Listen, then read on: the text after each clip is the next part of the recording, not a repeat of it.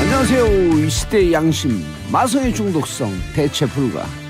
정봉주의 정치쇼 정봉주입니다. 자, 지금 이 시간 가장 많이 찾아본 실시간 검색어 이국종 교수. 아주대병원이죠. 북한 기순병사 수술집도. 자, 아덴만 여명의 작전인가요? 그 석혜균 선장 치료했던 분이죠. 이병기 전 국정원장 박근혜 시절에 긴급 체포, 박근혜 특별활동비 상납 의혹. 국정원장들이 여러 명 날아가네요. 자, 김장겸 MBC 사장 해임, 노조 파업 내일 중단. 한 사람 때문에 이렇게 많은 일이 벌어지고 있었는데 끝까지 버텼던 이유가 뭔지 참으로 궁금해집니다. 자, 이 중에서 봉두사고로 실시간 검색어 이병기 전 국정원장 긴급 체포하겠습니다. 자, 헨슨의 밥 듣고 1부 돌아오겠습니다. 밥.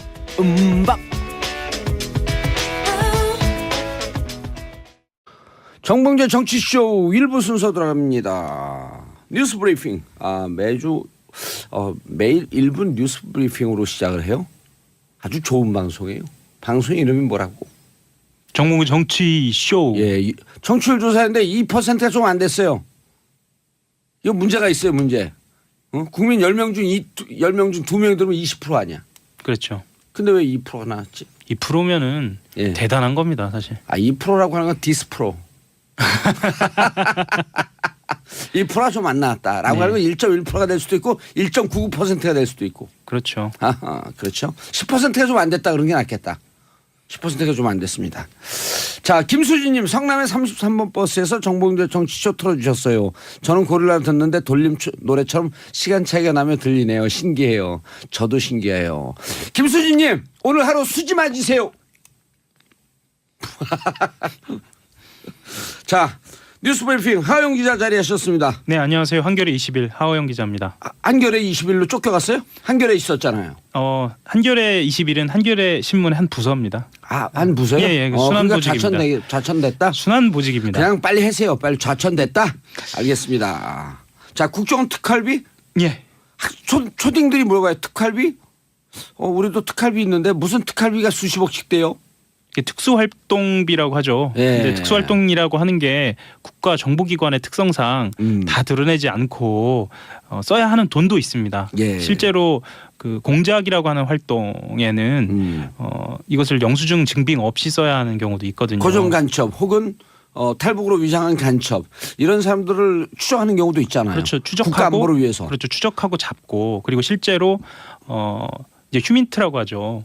그 정보 제공하는 정보를 제공하는 사람들을 관리해야 할 필요성도 있거든요. 생활비를 내주는 경우도 있어요. 생활비도 그렇고요. 예. 실제로 직장을 유지할 수 있게 해주는 여러 가지 비용들이 있으니까. 그래야지 끊임없이 정보를 제공받으니까. 그렇죠. 휴민트가 굉장히 중요해요. 예. 그래야 말하자면 결정적인 순간에 우리가 정보를 얻을 수 있거든요. 예를 들면 그 김정일 사망 때 우리가 51일이나 지나서 알았지 않습니까? 휴민트가 제대로만 있었어도 그렇게 오래 51일이 아니고요. 예, 51시간이네요. 예, 죄송합니다. 휴민트가 제대로 있었다라고 한다면 그런 사건 같은 경우는 바로 알았어야 하죠. 이명박근혜 정권의 또 하나의 문제가 2009년 5월 23일 이후로 남북관계를 단절을 했잖아요. 그렇죠. 네. 종북몰이하기 위해서 남북관계 단절한 것까지는 좋은데 남북관계를 지속적으로 유지한 건 전두환도 유지했고 노태우 전 대통령 그런 군사독재 정권도 유지했어요. 왜냐하면 북한이 이쁘고 예뻐서가 아니고 그렇게 관계를 유지하고 있어야지 휴민트 인적 자원을 통한 정보를 얻을 수가 있거든요. 그렇죠.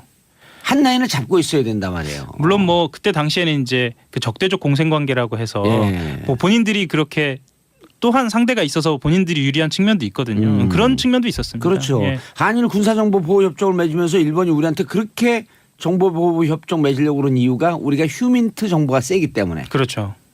전자정보는 별로 세지 않잖아요, 우리가. 전자정보 같은 경우에는 지금 미국이 갖고 있는 자산을 그대로 우리가 이용하는 경우가 많거든요. 다만 예를 들면 위성이라든가. 휴민트 인적 정보죠, 그게 인간관계를 통한. 그거는 어떻게 할 수 없는 거니까요. 그런 걸 하기 위해서 특별활동비가 필요했다. 예, 필요했죠. 5천억까지 정확하게 추산되지는 않습니다. 이 특수활동비의 영역도 좀 분명히 해야 할 것 같고요. 이번 기회에 국회에서도 그것을 명확히 들여다볼 수 있는 그런 체계가 잡혀야 할 것 같은데요. 이 특수활동비와 관련돼서 이병기 전 국가정보원장이 체포가 됐습니다. 예. 그러니까 피의자 긴급 신분으로 체포. 그렇죠. 피의자 신분으로 출석을 했다가 수사를 하는 과정에서 검찰에서 이 사람 내보내면 안 되겠다라고 해서 바로 체포를 한 겁니다. 이 체포를 예. 한 순간부터 구속영장 청구까지는 시간이 있거든요. 그 시간 내에 48시간. 그렇죠. 예. 정확하시죠 항상. 그 시간 내에 영장을 청구하지 않으면 이병기 원장은 풀려나게 되는데요. 체포를 했다는 거는 구속영장 청구에 굉장한 자신감이 그렇죠. 있다는 긴급 거죠. 체포도 영장이 필요한데 긴급 체포 영장이 발부됐다라고 하는 것은 구속 영장의 발부의 가능성이 한 90% 정도 매우 높다는 거죠. 접근했다. 예. 왜냐하면 또 도주 우려나 아니면 증거인멸의 가능성 때문에도 그 구속을 시키거든요. 그렇죠. 입 그렇다고 맞추고. 한다면 그렇죠. 예. 예. 말 맞추고. 그 간단하게만 좀 설명을 좀 드리면 그 이병기 전 원장이 2014년 7월부터 예. 이듬해 3월까지 국정원장을 했는데요. 그 다음에는 비서실장을 했어요. 아하. 예. 김기춘 전 대통령 비서실장이 이어서 했고요. 예. 그때 당시에 그러니까 원장으로 재직하던 당시에 월 1억 원을 상납을 했는데요. 청와대에. 예. 이거는 남재준 전 원장 시절에 5천만 원대이던 금액이 2배로 오른 겁니다. 예. 2배로 오른 거고요. 부탁에 의해서 그랬다 그랬죠. 그렇죠. 부탁에 의해서 했다고 했고요. 그걸 이제 이전에 그 원장이었던 남재준 전 원장이나 이병호 전 원장 같은 경우에는 박 전 대통령의 지시로 여겨졌다라고 이제 본인들이 그렇게 또 살아나거든요. 그렇죠. 네, 그렇게 진술한 것으로 알려져 있습니다.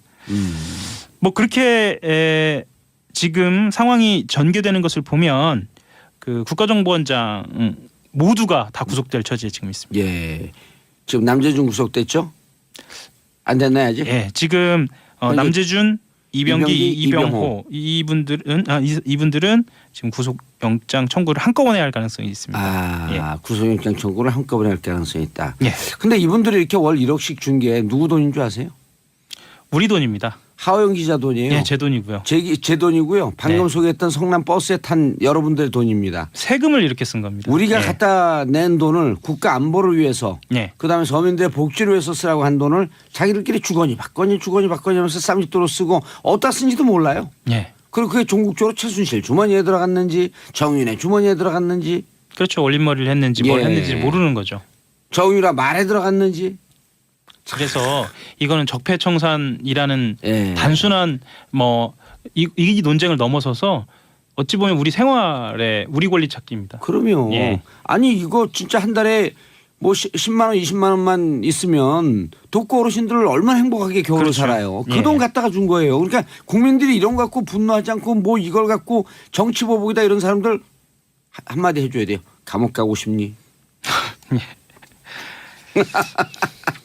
말 무섭게 한다고 우리 PD가 쫄았어요. 마스크 쓰고 PD 감옥 가고 싶어? 자, 허인이님, 하호영 기자님 실제로 처음 보는데 목소리가 참 젊으신 듯 외모는 좀 늙어 보이죠? 과연 칭찬일까? 자, 버스에 타고 계신 분들 혹은 택시에 타고 계신 분들 요즘 택시 기사님들 사이에서요 유행이 있어요.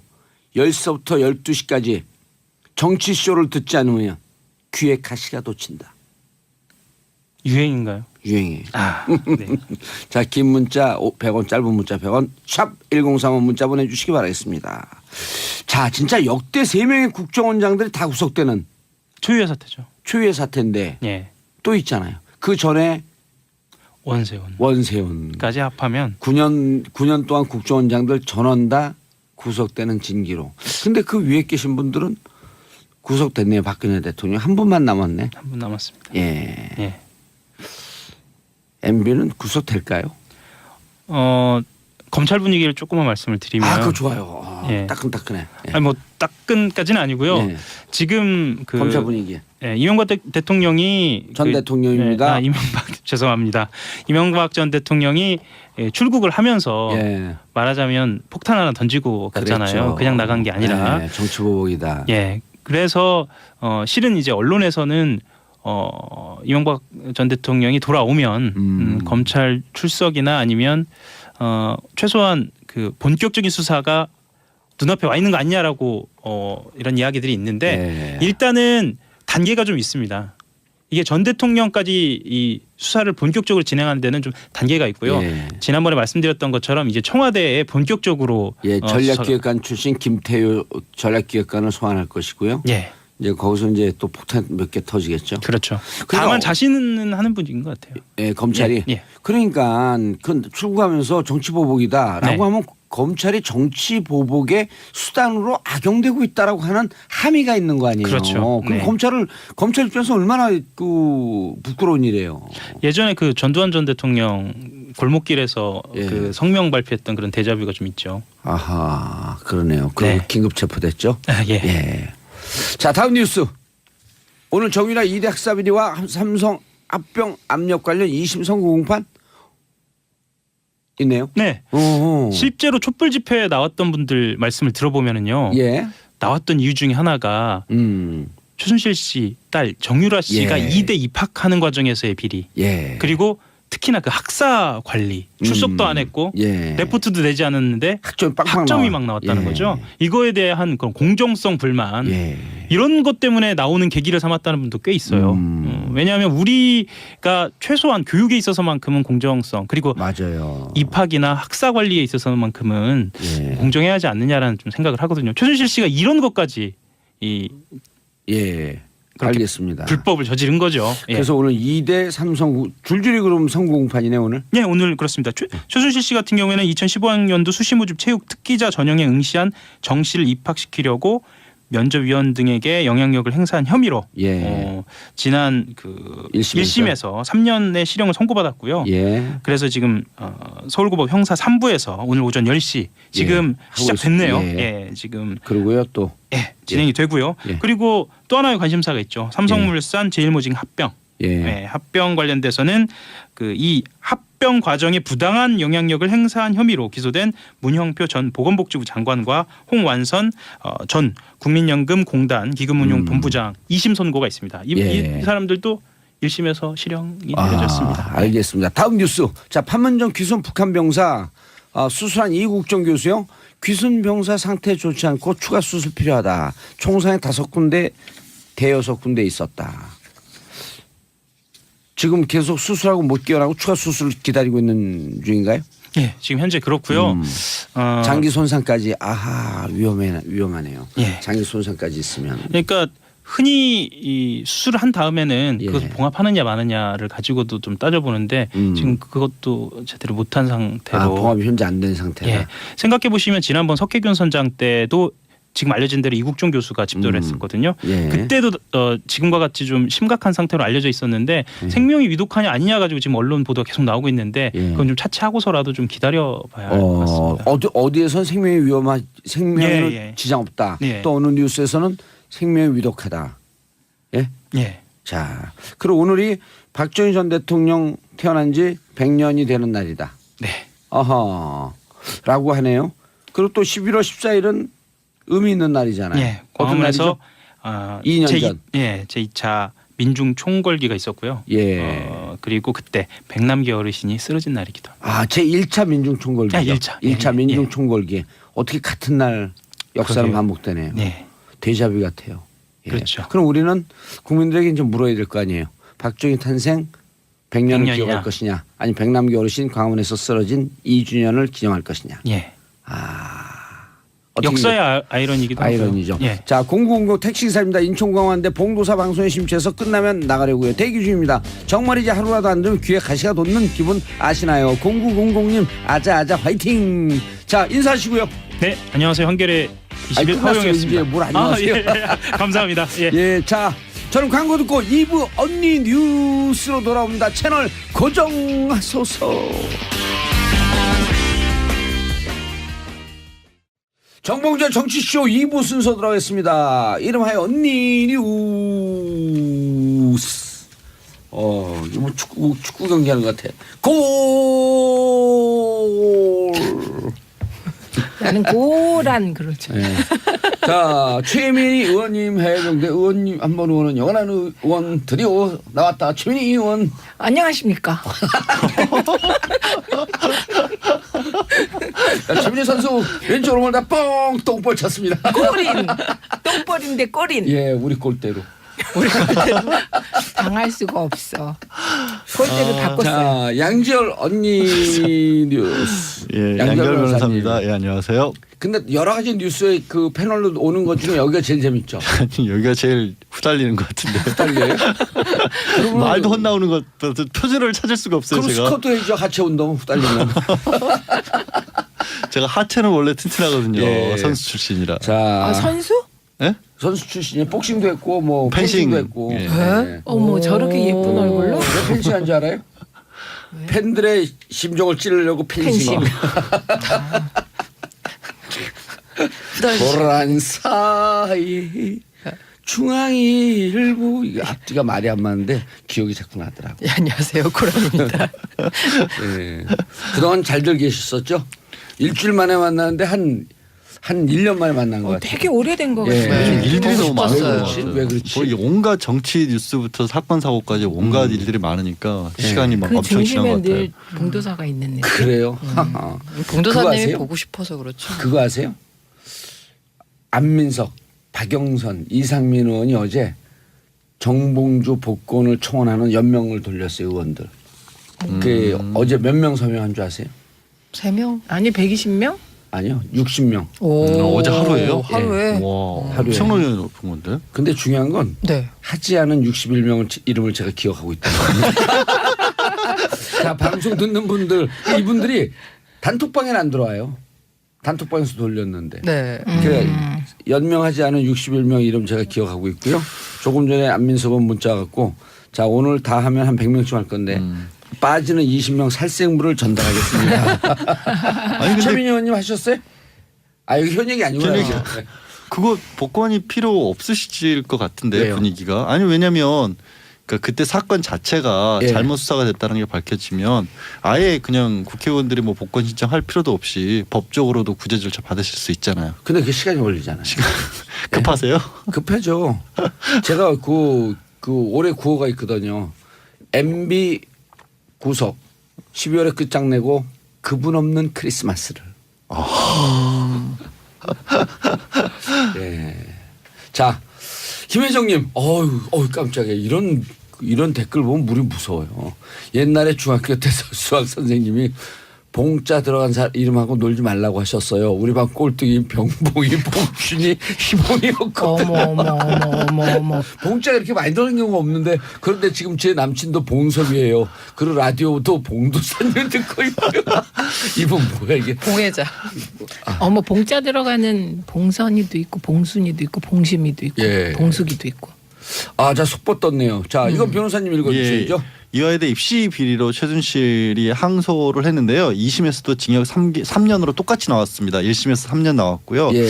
또 국민연금 합병 삼성과 관련해서 부당 합병을 지시했다는 문현표 전 보건복지부 장관에 대해서는 2심에서도 징역 2년 6개월 실형이 나왔습니다. 그러니까 이화여대 최순실 비리 얘기를 하면 1심 때도 많은 분들이 그렇게 죄를 많이 졌는데 3년 나왔어라고 막 분개하시는 분들이 계신데 이건 이대 입시 이대. 비리와 관련된 것만 3년입니다. 국정농단과 전혀 무관한 거죠. 예, 그렇죠. 예. 자 그런데 여기서 3년 플러스 해갖고 이제 국정농단 유죄가 나오거나 삼성 뇌물죄 유죄가 나오면 붙여지는 거죠 계속. 다 합산하지는 않군요. 예. 이게 1심에서 먼저 나왔기 때문에 나중에 그러니까 다음에 나오는 재판에서는 같이 묶어서 선고했을 때는 얼마쯤 될 것이다라는 걸 계산을 해서 선고를 합니다. 다 그렇죠. 합치면 예. 못 나오죠 평생. 맞아요. 그래서 큰 거에 큰 거 안으로 작은 예. 것들이 들어가는 경향이 있어요. 예를 들어 갖고 뇌물죄가 12년 나온다 그러면 네. 이게 3 플러스 12년 하고 15년이 되는 게 아니고 그냥 15년으로 가요.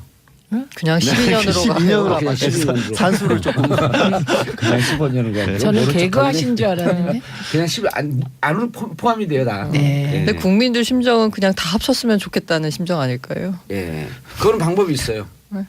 3년 다 살고 나오는 날 선고를 해버리는 거예요. 그럼 다시 12년. 또 12년 선고 나오는 날 또 선고해버리고. 근데 이게 의미가 있는 게 네. 11월 19일이 최순실 구속 두 번째 구속 만기일이거든요.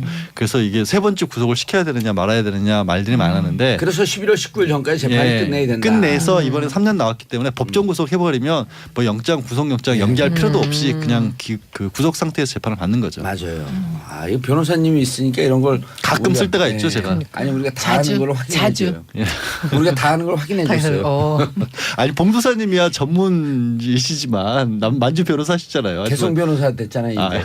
아 내려오셨어요? 만주에서 신일까지 왔다 개성까지 왔어요. 이제 좀 있으면 서울로. 예, 이게 휴전선 넘어오면 큰일 나요. 총 맞아요. 빨리 진도 나가라고 밖에서 예. 저기까지 오셨어요. 아니 이런 뉴스가 중요한 뉴스거든요. 그렇죠. 근데 자기들 판단에 중요한 뉴스가 국민들과 소통을 안 하겠다고 오늘 우리 PD는 마스크를 딱 쓰고 왔어요. 아무도 얘기 안 하겠다고. 지금 PD 저게 넘어오면 총 맞는데 잘못하면. 그럼요. 예. 자, 제작진 디스는 이제 그만. 예, 아니 디스가 아니라 리스펙인데. 자꾸만 얘기해 주잖아요. 사람들이 PD 없이 우리끼리 하는 줄 알거든. 예, PD가 있다 여기에. 우리는 NL이었다. 그 드립 칠 줄 알았어. 그거 못 알아들으세요. 많은 예. 분들이. 그러니까 그냥 50대 넘은 패스 그냥. 50대 넘은 분들 알아듣는 분들 이게 복합적으로 좋아해요. 네.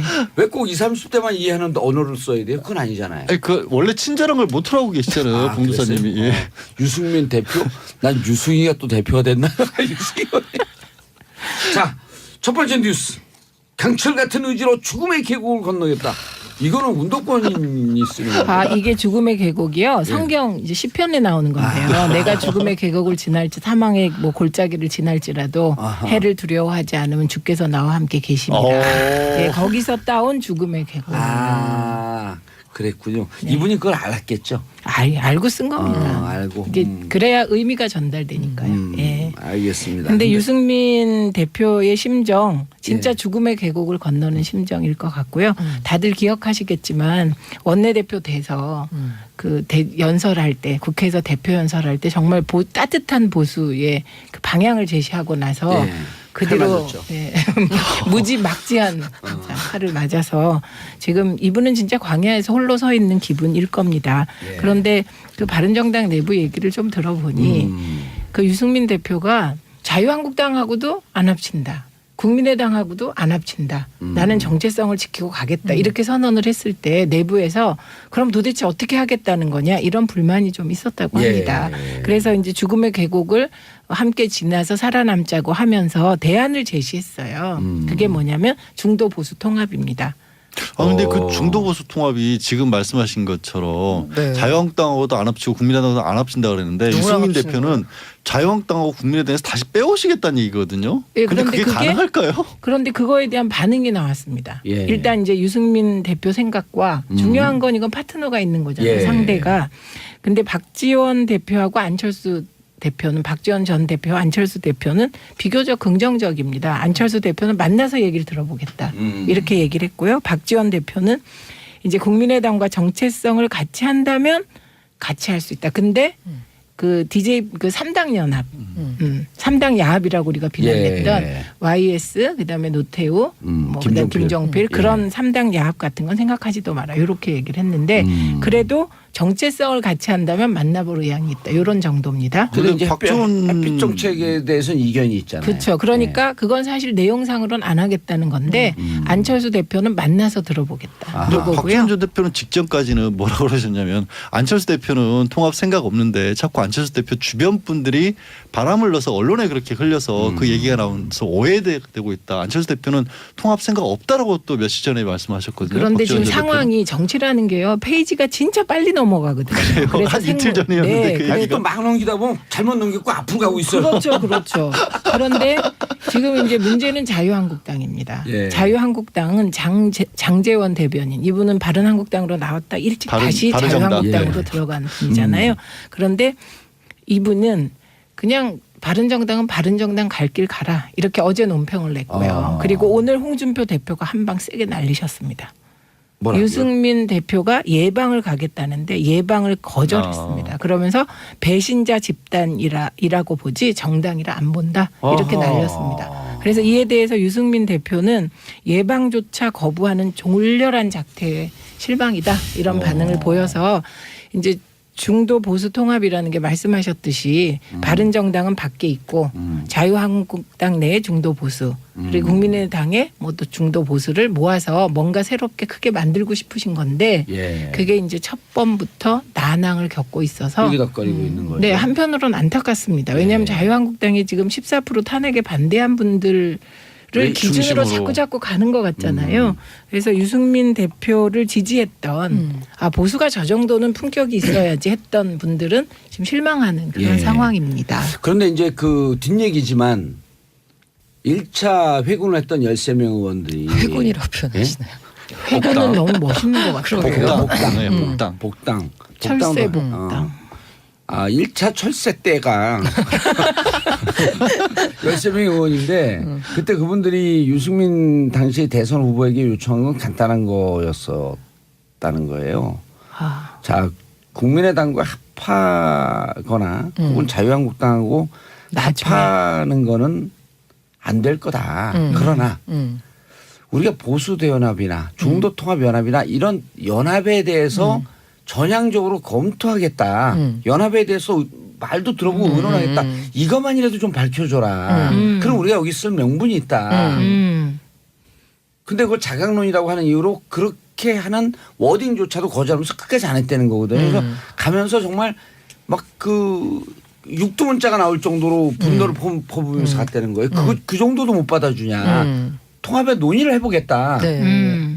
그러니까 가는 분들은 이것이 무슨 정체성, 정책 이런 거보다도 한 정치인의 캐릭터에 대한 실망 이걸 얘기하는 분들이 더 많았어요. 근데 근데 그거는 그거는 약간 포장 아닌가요? 그게요. 본인들의 포장도 되지만 네. 이게 정치인들이 흔히 이제 국민들은 정치인들이 피도 눈물도 없는 냉혈한이다 이렇게 생각하시잖아요. 그런데 사실은 정치인만큼 또 따뜻한 감정을 예. 갖고 있는 사람이 없어요. 무슨 얘기? 약간 공감하기가 그게 어려운 아니라 거지. 일부 한번 정치인들은 예, 한 번 받은 깊은 상처에 대해서 예. 그 감정 되게 완금이 오래 가거든요. 아, 그건 쉽게 따뜻하다기보다는 삐진다는 얘기가 뒤끝 아닌가요? 뒤끝있다는 얘기 근데 아니에요? 그리고 아니? 감정적 두 분들이 존재. 눈을 레이저 쏘면서 얘기해. 그러니까 지금 갑자기 정치인이 정치인이 안 아니라서. 해본 두 분들이 우리를 무슨 얘기냐면 이런 거예요. 이게 유승민하고 또 이제 얼마 전에 김치 받은 분 있잖아요. 이혜훈 이런 분들의 아니 개인적인 캐릭터 이런 게 무척 중요해요. 네. 예? 개인적인 캐릭터. 그런데 그 캐릭터가 이렇게 잘 안 섞이는 건데 그런 거에 대한 섭섭함 때문에 갔는데 제가 요즘 그분들하고 말을 섞으면서 같이 지내잖아요. 바른정당 분들하고도 그러고 자유한국당하고도 여기도 모셔보고 네. 다른 데도 모셔보고 그분들의 솔직한 심정을 좀 들어보면 인간적인 섭섭함이 또 있어요. 그 유승민 대표죠. 예. 개인의 리더십에 관해서는 대선 후보로 나왔을 때부터 끊임없이 말이 그렇죠. 그 얘기 나왔었는데. 하는데 난 애들로서 얘기하는 거야 이렇게. 그냥 그 사람 그냥 상처받을까 봐. 편하게 말씀하시지. 원래 편하게 말씀하시는 게 특기신데 왜 갑자기 누구요? 안 그래요. 전 다른 사람 마음에 상처 주기 싫어요. 정치인 마음에만 상처 주기 싫으신 거 아세요? 정치인이라고. 유승민 대표가 오늘- 리더십이 없어요. 인간관계가 별로 이렇게 따뜻하지 않고요. 아니 근데 그냥 리더십. 보자면 정치를 안 해본 사람으로서 그냥 이렇게 이론적으로 설명하자면 양극단보다는 중간에 뭐가 있는 게 더 정치 발전에 도움이 된다고 생각하거든요. 예. 근데 한국 사회 문제가 이 지역하고 엮여 있다 보니까 지역을 떠나서 그냥 그 정치적 색채만 가지고 중도 보수를 갖고 오기에는 현실적으로 너무 힘들다는 근데요, 거거든요. 고 기자님, 이제 우리 더불어민주당은 이제 지역 정당이 아닙니다. 전국 정당이에요. 저희는 그 사망의 골짜기를 넘어와서 전국 정당이 지금 되었습니다. 갑자기 바른정당하고 자유한국당 얘기하고 있었는데 왜 거기서 저 되게 빨대를 웃기죠. 아니, 그래서 그래서 갑자기 그 얘기를 해야 될 것 같으니 그런데요. 그래서 제 말씀은 대한민국의 개혁 보수가 무너질 것 같아요. 어떻게 해요? 개혁부 유승민은 갑자기 훅 들어왔어요. 아니, 왜냐면 이게 제작진의 진도가 나가야 지령이 돼. 제작진의 솔직히 지령이 말씀드리면 더 움츠러들 것 같아요. 더 움츠러들 것 같아서 한 5-6명 정도는 자유한국당으로 안 돌아가더라도 각자 도생의 길을 찾지 않을까 하는 아니 불행한 그렇죠. 예감이 좀 11명 듭니다. 남잖아요. 이제 11명. 조영원 가져 이제 예. 그럼 11명 남는데 11명 중에서 지금 그 정설이 대여섯 명이 더 회고하거나 아니면 네. 무소속으로 가 있다가 왜냐하면 상황을 볼 것이다. 정의당 같은 경우에는 확실한 인준의 색깔이 신념, 있어요. 신념. 근데 죄송하지만 바른정당은 확실한 게 없는 게 색깔이거든요. 맞아요. 중도라는 게 색깔이다 근데요, 보니까 그게 없어요. 확실한 게 없다. 그 색깔보다 더 중요한 게 풍찬 노숙을 견딜 수 있느냐예요. 네, 다 배부른 예, 생활만 예. 하셔서 예. 견디기 힘드실 것 풍찬 같아요. 노숙. 세습 정치인, 금수저 정치인 이게 못 버티거든요. 네. 우린 금수저면서도 자진해서 풍찬 노숙 광야로 나갔잖아요. 젊어서 고생을 금수저였어요? 사세 한다. 그러면 여기도 금수저였고 최민희 의원도 아. 금수저는 안 돼도 금하고 은하고 섞은 군수저. 군수저.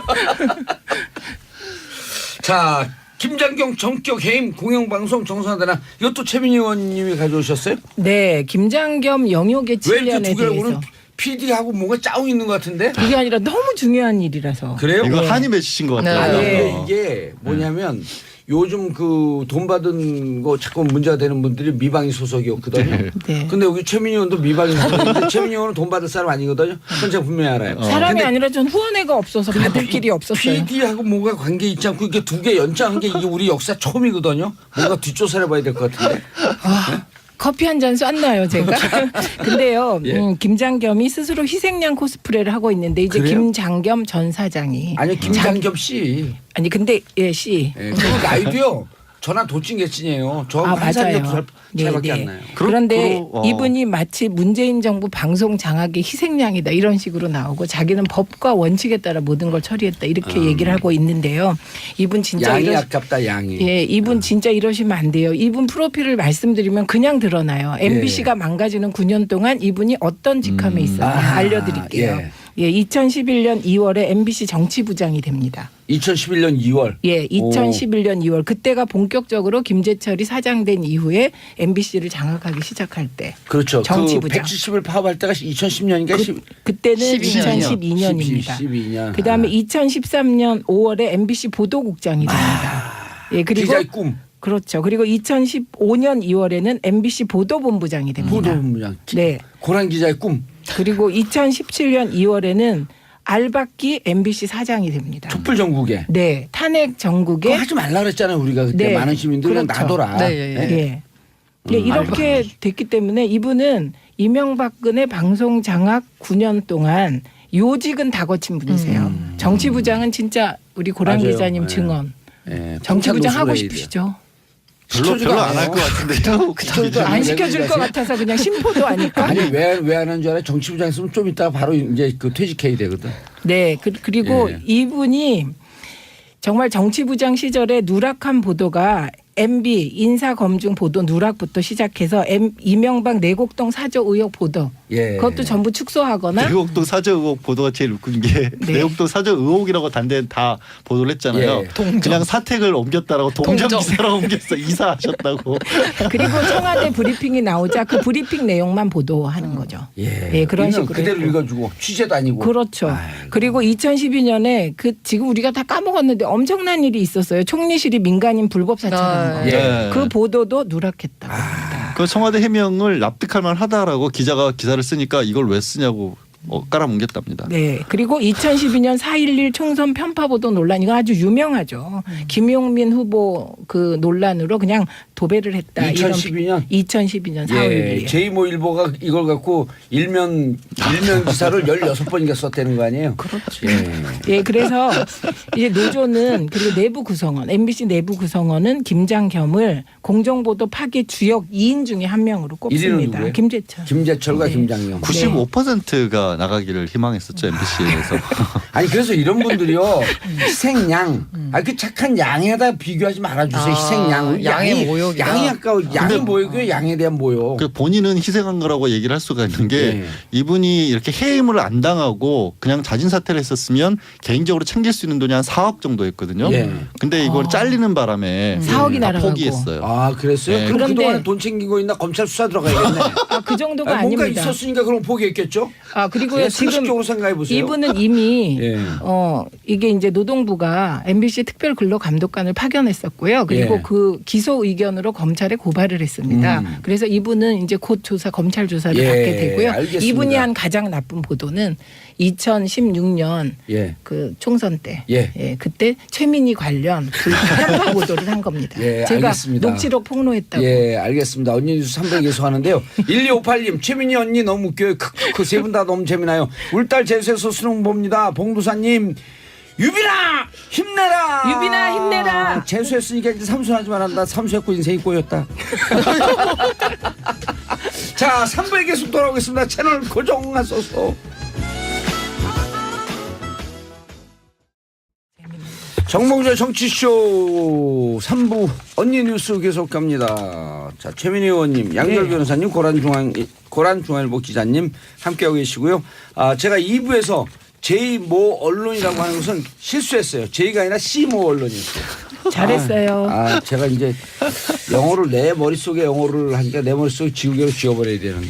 그리고요 지금 까먹으셨을지 모르겠는데요. 예. MBC에 가장 대형 그 오보 사건이 있었잖아요. 그 예. 문제되는 사건. 그게 이석수 감찰관 그 통화를 감청해서 예. 그걸 MBC가 보도한 거예요. 이석수 감찰관이 조선일보하고 통화한 거죠. 네, 그거를 어떻게 그러니까 이제 불법으로 누군가 감찰했다는 의혹이 있어요. 예. 그래서 그 내용을 MBC가 보도합니다. 그때 우리가 많은 팟캐스트 막 이런 언론에서 그 언더그라운드 언론에서 그 얘기를 했잖아요. 네. 어떻게 MBC에 그걸 그렇죠. 줬는지 네. 뭘 했는지 그것도 조사해야 사찰했는지 돼요. 감청을 했는지 그걸 밝혀야지.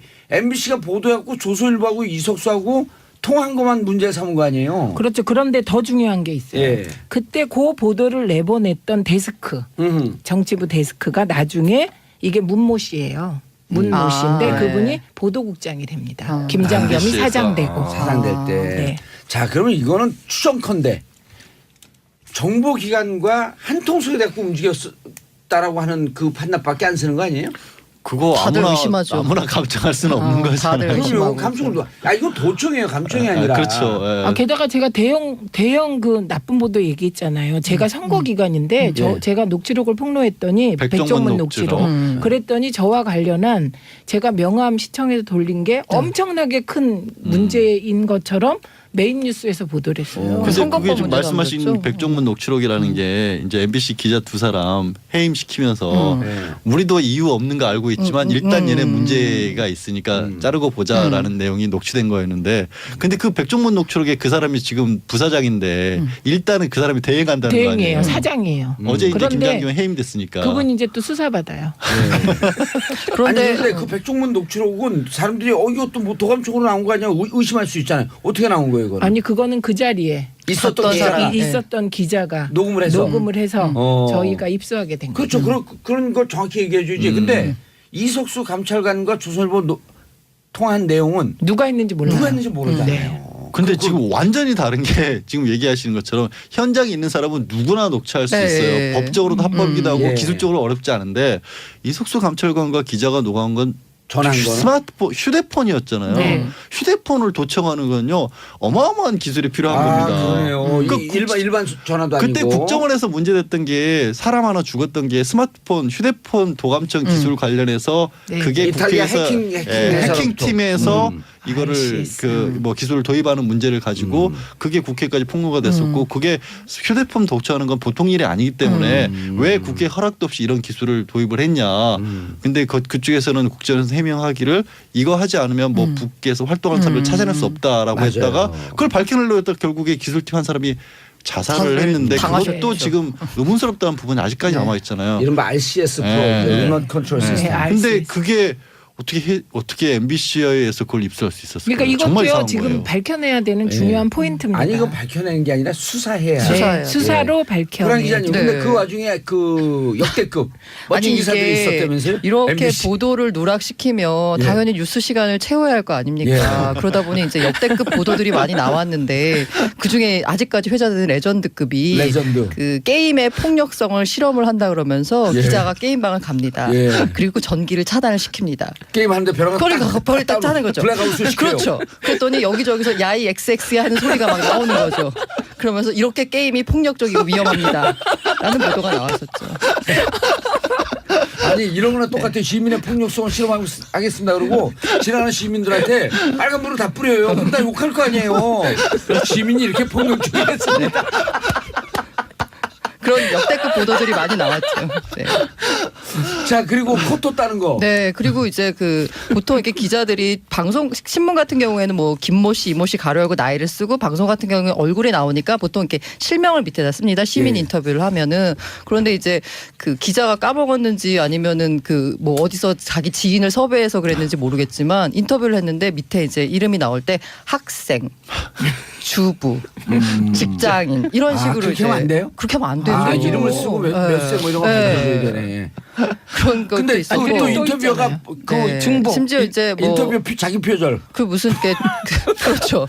그 A라는 무슨 식품회사 관련 컴플레인 그에서 이제 당사자가 됐던 인터뷰를 땄는데 그 똑같은 목소리가 다른 무슨 폰 관련된 스마트폰 관련된 기사에도 등장을 했습니다. 같은 기사가 쓴. 아니 근데 전문 네. 컴플레이너일 수도 있잖아요. 아, 네. 프로 컴플레이너. 컴플레이너. 이런 게 있을 수 있겠네. 한국 컴플레이너 협회. 주로 기자들 그래서 자 이번에 이 컴플레인 있는데 그 컴플레이너 좀 보내주세요. 일단 얼마입니까? 8만 원이요. 그분까지 체크를 못했습니다. 네. 아니 이거는 진짜 제가 양심선을 하자면요. 예.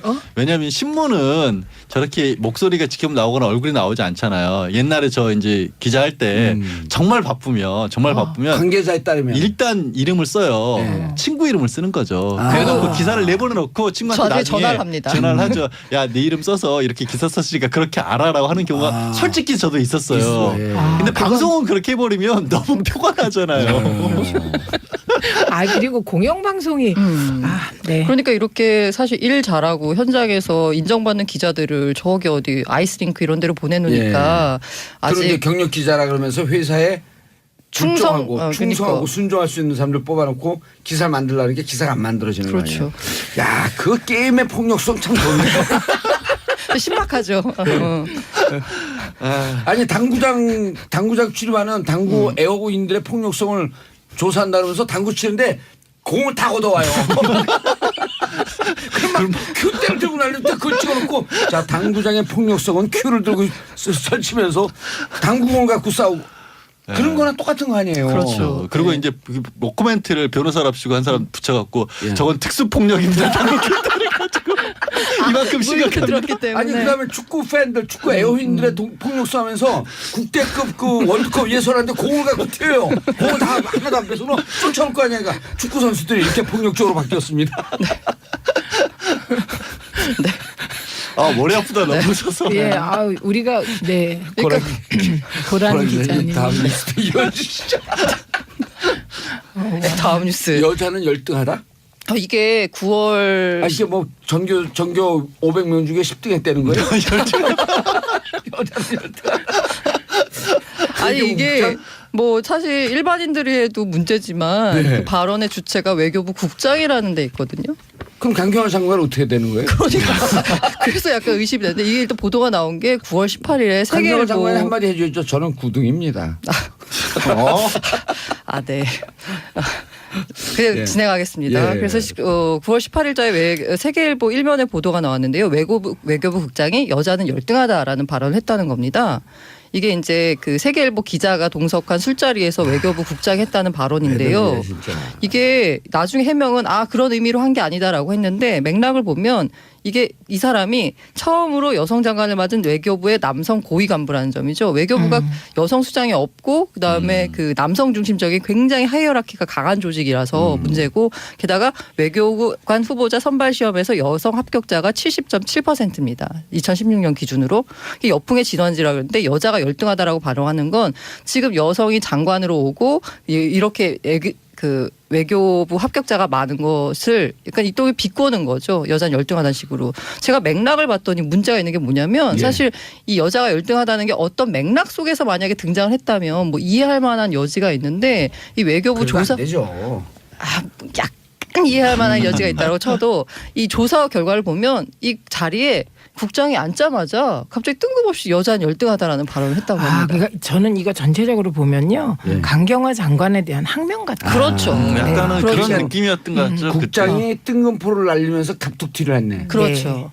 근데 저는 이 사건들의 이런 일들이 왜 지난번에 교육부 공무원도 네. 그런 번 있었는데 기자들을 앞에 놓고 이런 얘기를 한다라는 게 거의 학명에 가깝다는 게 교육부 국장도 뭐 비슷한 뭐 해. 개돼지 발언했었잖아요. 민중은 민중은 개돼지다. 개돼지다. 근데 이 사안은 아까 말씀하신 학명이 맞다라고 보이는 게 네. 이거는 제발 보도 좀 해달라는 식으로 한 것 같아요 거의. 아니 그래서 웃기는 게 뭐냐면 이게 만약에 그렇게 거기 사실 그 자리에 그 기사를 쓴 기자는 그 국장과 처음 만난 자리였지만 같이 동석한 2명의 다른 기자는 친분이 있는 기자들이었거든요.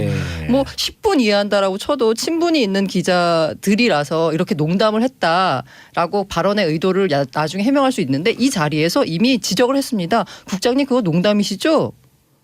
그런 말씀하시면 안 되죠라고 몇 번의 제지를 했는데도 불구하고 외교부 국장이 계속 이런 취지의 발언을 이어갔다는 거거든요. 농담이 아니었네요 그러면. 그렇죠. 농담이 아니라는 거죠. 그런데 문제는 뭐냐면 외교부 감찰이 나왔을 때는 A 국장이 이건 농담이었다. 그런 맥락에서 한 게 아니다라고 밝혔고 외교부 조사 결과는 A 국장의 해명을 그대로 받아들였다는 거죠. 아니 근데 강경화 국장은 그 A 강경화 국장, 장관. 강경화 장관.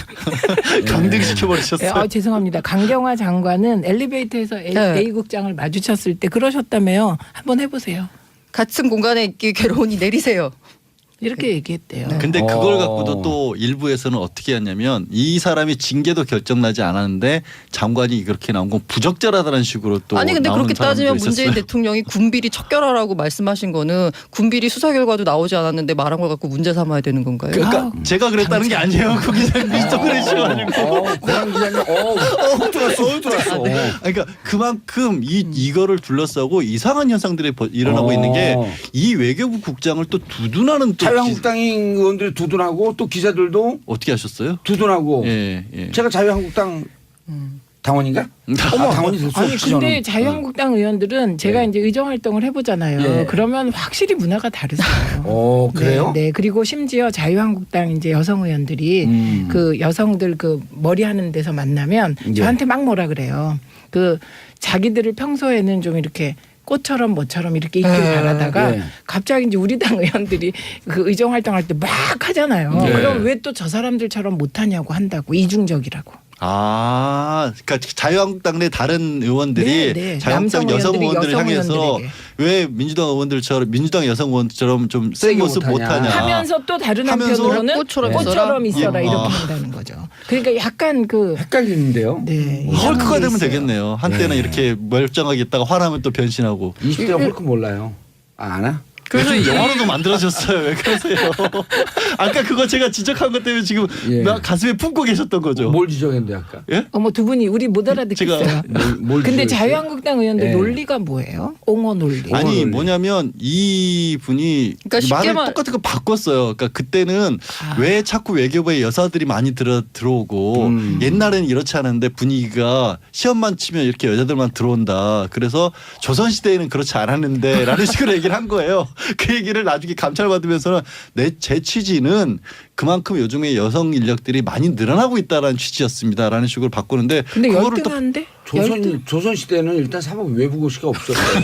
그때는 여성은 아니 어쨌든 이게 여성은 모든 시험을 못 보지 예. 않았어요? 그 맥락 속에서 그 맥락을 이해하고 그다음에 그것에 대해 불편함을 제기했던 건 그 기자인데 해명하는 과정에서는 A 국장의 말만 다 100% 받아들인 거고요. 감찰이요. 예, 감찰이 그렇게 받아들이고 자유한국당 의원들은 그러니까 강경화 장관이 자기 본인이 여자니까 A 국장에 대해서 너무 과도한 잣대를 들이대서 아. 성차별적 발언을 한 것도 아닌데 A 국장에 대해서 과도한 징계를 하려고 한다. 그러니까 자유한국당은 강경화 흔들게 한 거네. 그렇죠. 네. 아니 그러니까 그 여기에- 자유한국당 의원들은 강경화 장관이 자기 대상도 아닌데 그렇죠. 괜한 컴플렉스로 그렇죠, 그 그렇죠. 국장을 흔든다. 네, 네. 근데 그 국장 흔들리면 안 되고 우리는 그 국장을 옹호하고 강경화를 흔들겠다. 그렇죠. 그러니까 자유한국당 의원들의 아, 잘했어, 스탠스는 정리를. A 국장은 기존의 외교부 세력인 거예요. 아. 그리고 강경화 장관은 이번 정권에 새로 들어온 뭐 이렇게 뭐 그들 입장에선 굴러온 돌인 거죠. 예. 그러니까 얘를 흔들어야 되니까 얘를 옹호할 수밖에 없는 거죠. 예. 근데 그렇게 고란 기자가 예의할 정도로 둘이 나이가 어려요?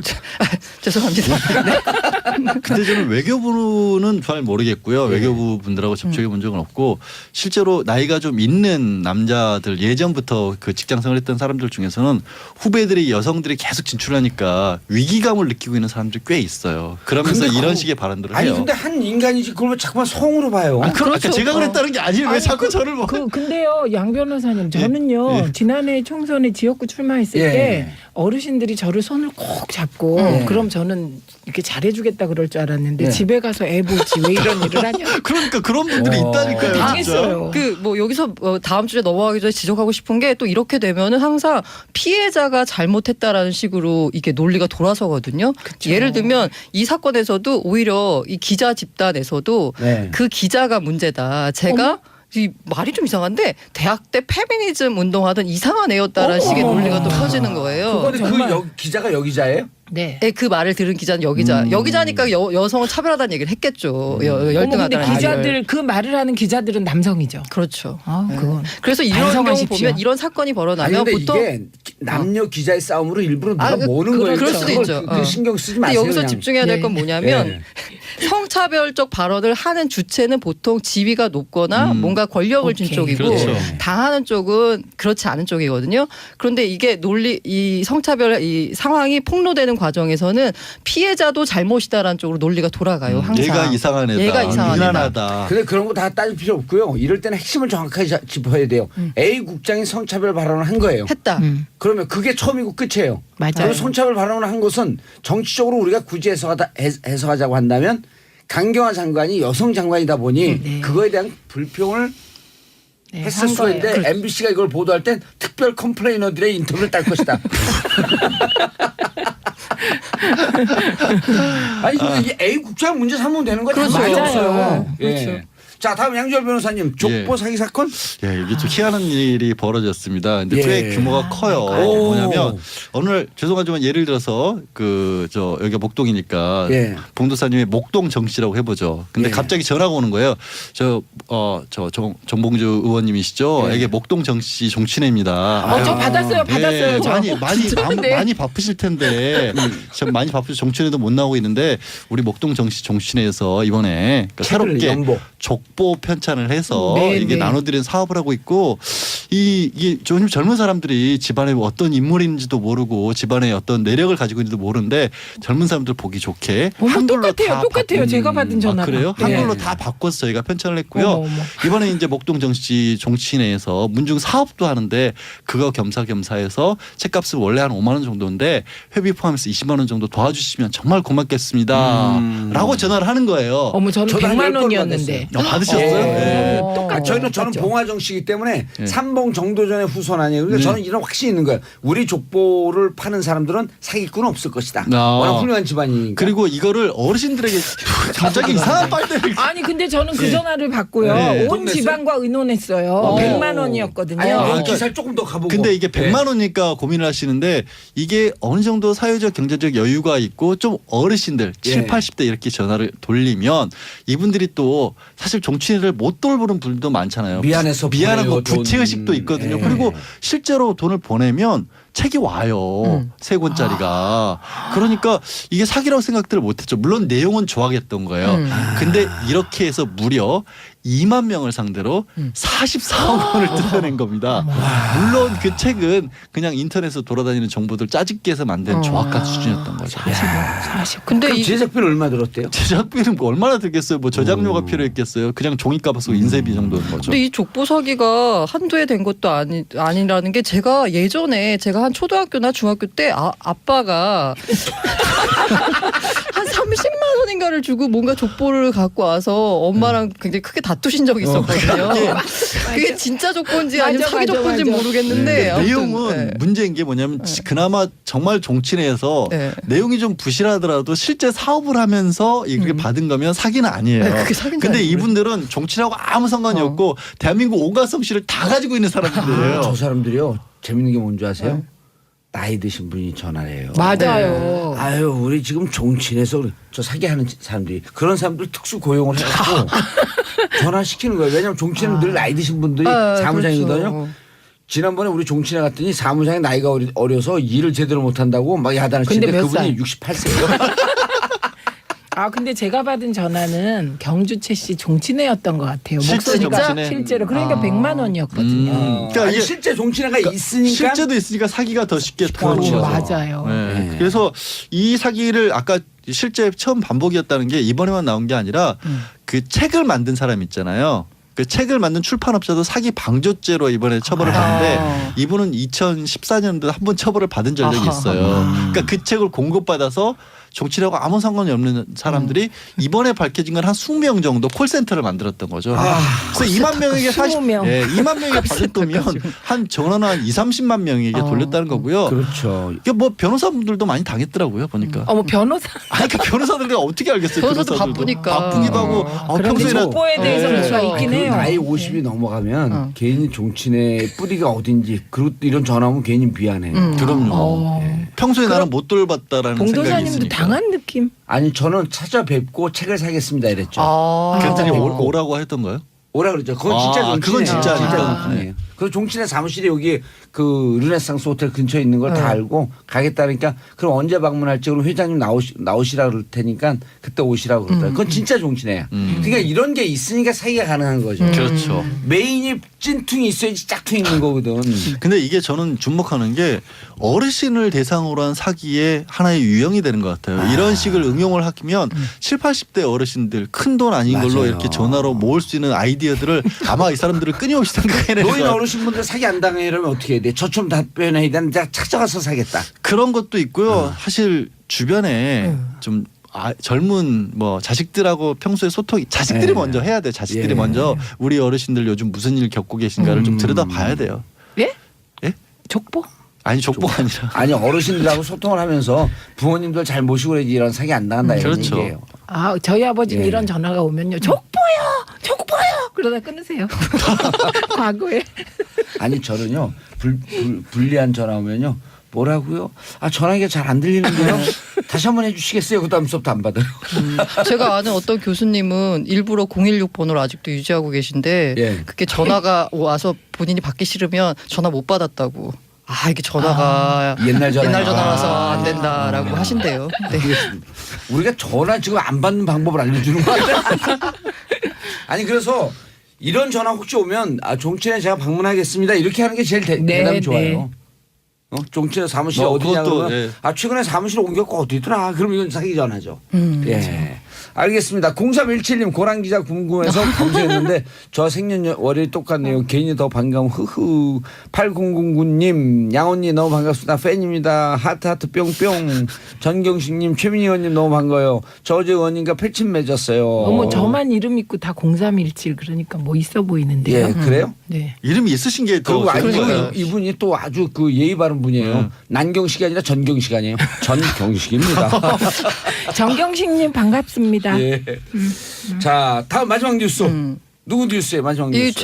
제 예. 소식인데요. 어제 사실 뉴스 실검을 거의 장악을 했었는데 그러게요. 비트코인하고 비트코인 캐시라는 게 장악을 했었는데요. 예. 시간이 별로 없어요. 지금 이거 어떻게 정리를 해야 되나? 일단은 그 가상화폐, 암호화폐라는 게 비트코인 들어보셨나요? 예. 이거 가격이 사실 널뛰게 하고 있습니다. 예. 그리고 이 시장의 특징이 뭐냐면 24시간 365일 거래가 됩니다. 상하한가 폭이 없습니다. 가격이 얼마가 떨어지건 간에 주식시장에선 사이드카 서킷 브레이커 이래가지고 시장을 다운시켜서 그 시장의 열기를 진정시키거든요. 그런데 이건 뭐 그런 조치가 하나도 없고요. 사실 국내에서는 법적으로 지위도 없습니다.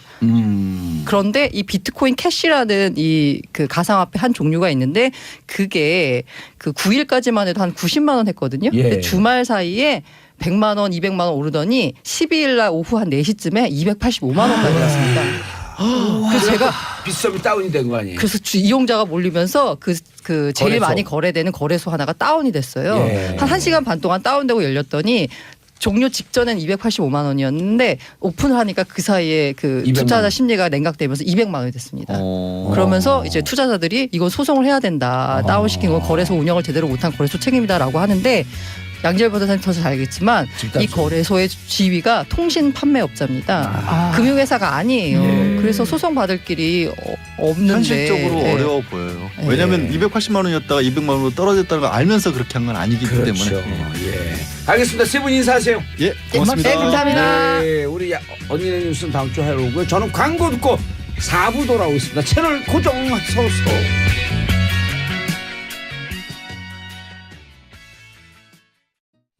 정보의 정치쇼 4부 순서 들어가겠습니다. 이름하여 여의도 미신타파. 자 뉴스의 이면을 속속 파헤치는 시간. 자, 심리분석의 달인 정신과 전문의 최명기 원장님. 네, 반갑습니다. 문화비평, 시대비평, 뭐든지 비평 한 척하면서 비판만 하는 요즘에 안 하는데요. 이태광 경희대 교수님. 네, 반갑습니다. 예. 그분하고 누가 더 비판을 잘해요? 그 모두까기 인형이라고 하는 닉네임 갖고 있는 분 있잖아요. 아무래도 모두까기 인형분이 더 낫죠. 그분 저는- 요즘 모두까기 안 하던데 저는 나만 까던데. 저는 호두밖에 안 깝니다. 저는. 땅콩도 안 까요? 땅콩은 그냥 까는 거죠. 왜 근데 봉도사님만 까요 근데? 같이 방송하니까요. 야, 예. 그분도 아, 모두까기 모두까기랑- 누군지 모르시나 보죠? 알죠. 오. 정치자들이 모를 수 있겠네요. 아, 찐중권 교수요? 네. 엄청 귀여워요, 근데. 아, 사실 실제로 보면 아담하게 생기셔가지고 아이, 그렇 귀여워요. 막 이렇게 굉장히 귀엽습니다. 그 그리고 날카롭고 이렇게 예, 보이는데 전혀 그렇지 실제로 않습니다. 실제로 굉장히 귀엽고 따뜻하고 인간적입니다. 그리고 맨날 저렇게 하는데 귀여워요, 그냥. 재밌고. 뭐 마음이 넓으시니까 받아들여 주시는 거예요. 누구 제가요? 네, 훌륭하신 아니, 거죠. 마음이 넓긴 해요. 이렇게 근육을 많이 갖고 갑바가 좀 나왔죠. 그분 요즘 비행기 안 타시나? 원래 비행기 타요. 비행기 타셨는데. 지금 다 비행소년이에요. 그렇죠. 예. 그 비행기 자격증 따러 필리핀 가셨다고 오셨잖아요. 예, 비행소년. 자, 첫 번째 MB 그 심리 상태 그렇죠. 어떤 마음으로 발행했을까? 최근에 다시 이제 나타나셨잖아요. 예, 그죠? 발행하면서 막 5분 동안 하는데 어제 변호사들 한마디 하더만요. 말을 많이 하는 자가 범인이다. 뭐 어쨌든 그거는 더 수사를 지켜봐야 되지만 지금까지 여러 가지 이 심증을 굳혀주는 증거들은 나왔고요. 그리고 예. 거기에 대한 첫 번째 반응이 바로 이제 바레인으로 출국할 때 공항에서 했던 그 메시지입니다. 근데 사실 저는 그 발언을 보면서 왜 저렇게 흥분했을까라는 생각을 좀 개인적으로 했어요. 흥분이 딱 괜히 보여요? 흥분했고요. 그리고 쫄았다는 분들도 있더라고. 예, 제 느낌으로는 뭐 그럴까지는 잘 모르겠는데 제 느낌으로는 이겁니다. 그러니까 원래 심리적으로 본다면 두 가지 정도의 그 어떤 사안에 대한 태도가 있는데 예. 일반적으로 부정하는 태도가 있죠. 부정. 그러니까 이거는 내게 아니야, 내가 한 게 아니야라고 막 이렇게 사체 자체를 그냥 인정하지 않는 것. 예. 그리고 부인이라는 것은 결정적 증거가 나와가지고 어쩔 수 없이 침묵해야 되는 경우가 있죠. 근데 이분은 아직까지 결정적 증거가 안 나왔다고 생각하는 거예요. 나왔는데? 지금까지 상황, 그냥 우리는 나왔다고 생각하는데 또 많은 분들이 그렇게 생각하고 계신데 이분은 아직까지 그거는 결정적 증거가 아니야라고 하고 있다는 겁니다. 상당히 이제 이건 나를 이렇게 엮기 위한 정치적 보복이다 또는 뭐 감정풀이. 사실 제가 볼 땐 정치적 보복이나 감정풀이 사실 같은 말이잖아요. 예. 코드를 끼웠다 빼냐 이런 게 아니라 끼웠다 넣었다 하는 것은 똑같은 말이잖아요, 그렇죠? 예. 끼웠다 넣었다 한단 말이 이제 우리 경상도 사투리 중에 이 농담이 있는데 이게 사실은 보면 같은 말이거든요. 우리 감정풀이냐 정치보복은 같은 말이에요. 결국 그렇다면 본인은 이걸 감정풀이 또는 정치보복이라고 생각하고 있다는 걸 또 드러낸 거죠. 예. 그래서 굉장히 지금 뭔가 분노하고 있다. 그리고 지금 현재 나와 있는 증거는 증거가 아니라고 생각한다라는 거죠. 그런데 결정적 증거가 나왔을 개연성이 무척 높죠. 사실 그렇지 않습니까? 그러니까 이미 증언이 나왔고요. 예, 그리고 대통령 지시사항이라고 하는. 네, 대통령 지시사항이고 또 정황 증거상 또 사실은 지시가 없는데 밑에서 알아서 했다.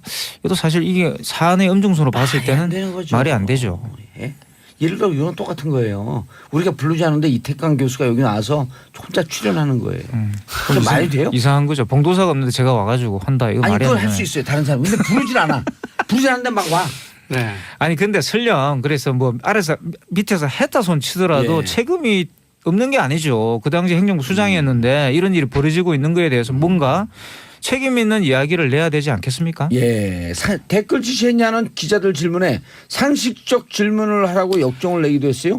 이 장면도 아주 인상적이었는데 자 상식적 질문을 하지 않는 사람들 기자로 뽑은 그 회사 뭡니까 그럼? 그러니까 본인이 예? 그래도 과거에 대통령이었는데 예. 자기 앞에서 그런 식으로 질문을 하는 거는 본인이 가진 상식에 맞지 않는다라는 예. 의미가 있는 것 같고요. 그 돈 갖다 수십억 그 수십조 갖다 쓴 건 국민들 상식에 맞나요? 네. 그런데 이제 이게 우리가 보통 말 중에 제일 말이 안 되는 말이에요. 예. 상대방한테 말도 안 되는 말을 하지 말라는 말이 제일 말이 안 된대요. 이미 상대방이 말을 한 순간 말이 됐잖아요. 그렇죠. 비슷하게 본인의 입장에서는 이게 상식적인 질문이 아니라고 했지만 저 상식적인 질문이 아니라는 말에 국민들이 이해할 수 없는 게 국민들이 제일 궁금해하는 거를 상식적으로 물어봤거든요. 예. 그러나 본인은 지금까지도 이거를 대놓고 당사자인 나한테 물어보는 건 상식이 아니잖아라고 생각하면서 이제 심리적으로 방어를 하는 거예요. 진짜 말도 안 되는 말이 제일 멋있네요. 저 얘기가. 아니 이게 말 같지도 않은 말을 하지 마. 하는 순간 말이 됐는데 네. 예. 그리고 이 모든 그 논란의 시작이 정유라 말서부터 시작된 거 아니에요? 그렇죠. 블라디미르? 네. 근데 사실 말 같지 않은 말을 왜 하겠습니까? 그럼 손은 누가 키우나 이런 얘기 나오는 거예요? 예. 아니 근데 그건 뭐 본론 빨리 들어가가지고 예. 말 같지 않은 말을 왜 하겠어요? 그러니까 그럼요. 아니, 지금 쉽게 댓글 개입이 그렇게 말을 문제인데. 가지고 덮어야 되니까 너무나 명확하기 때문에 그걸 가지고 말을 가지고 덮어야 되기 때문에 그런 거 아닐까라는 것이고 사실 또 이게 지금 인터넷도 화제가 됐던 게 이 예. 또 격정적 발언을 하면서 혀를 한 7번 정도 이렇게 날름날름 내미는 장면이 저희 뭐 언론에서 그걸 또 포착이 셔봤다는 거 아니에요? 참 우리 국민들 대단해. 대단합니다. 네. 그러니까 대단한데 아니 근데 혀를 내밀었다고 해 7번쯤. 근데 그걸 이렇게. 반만 내민 것도 하나로 쳐줬나요? 그건 자세히 모르겠어요. 7번째 내면서. 근데 평소에 사실 좀 제가 관찰해 본 바로는 예.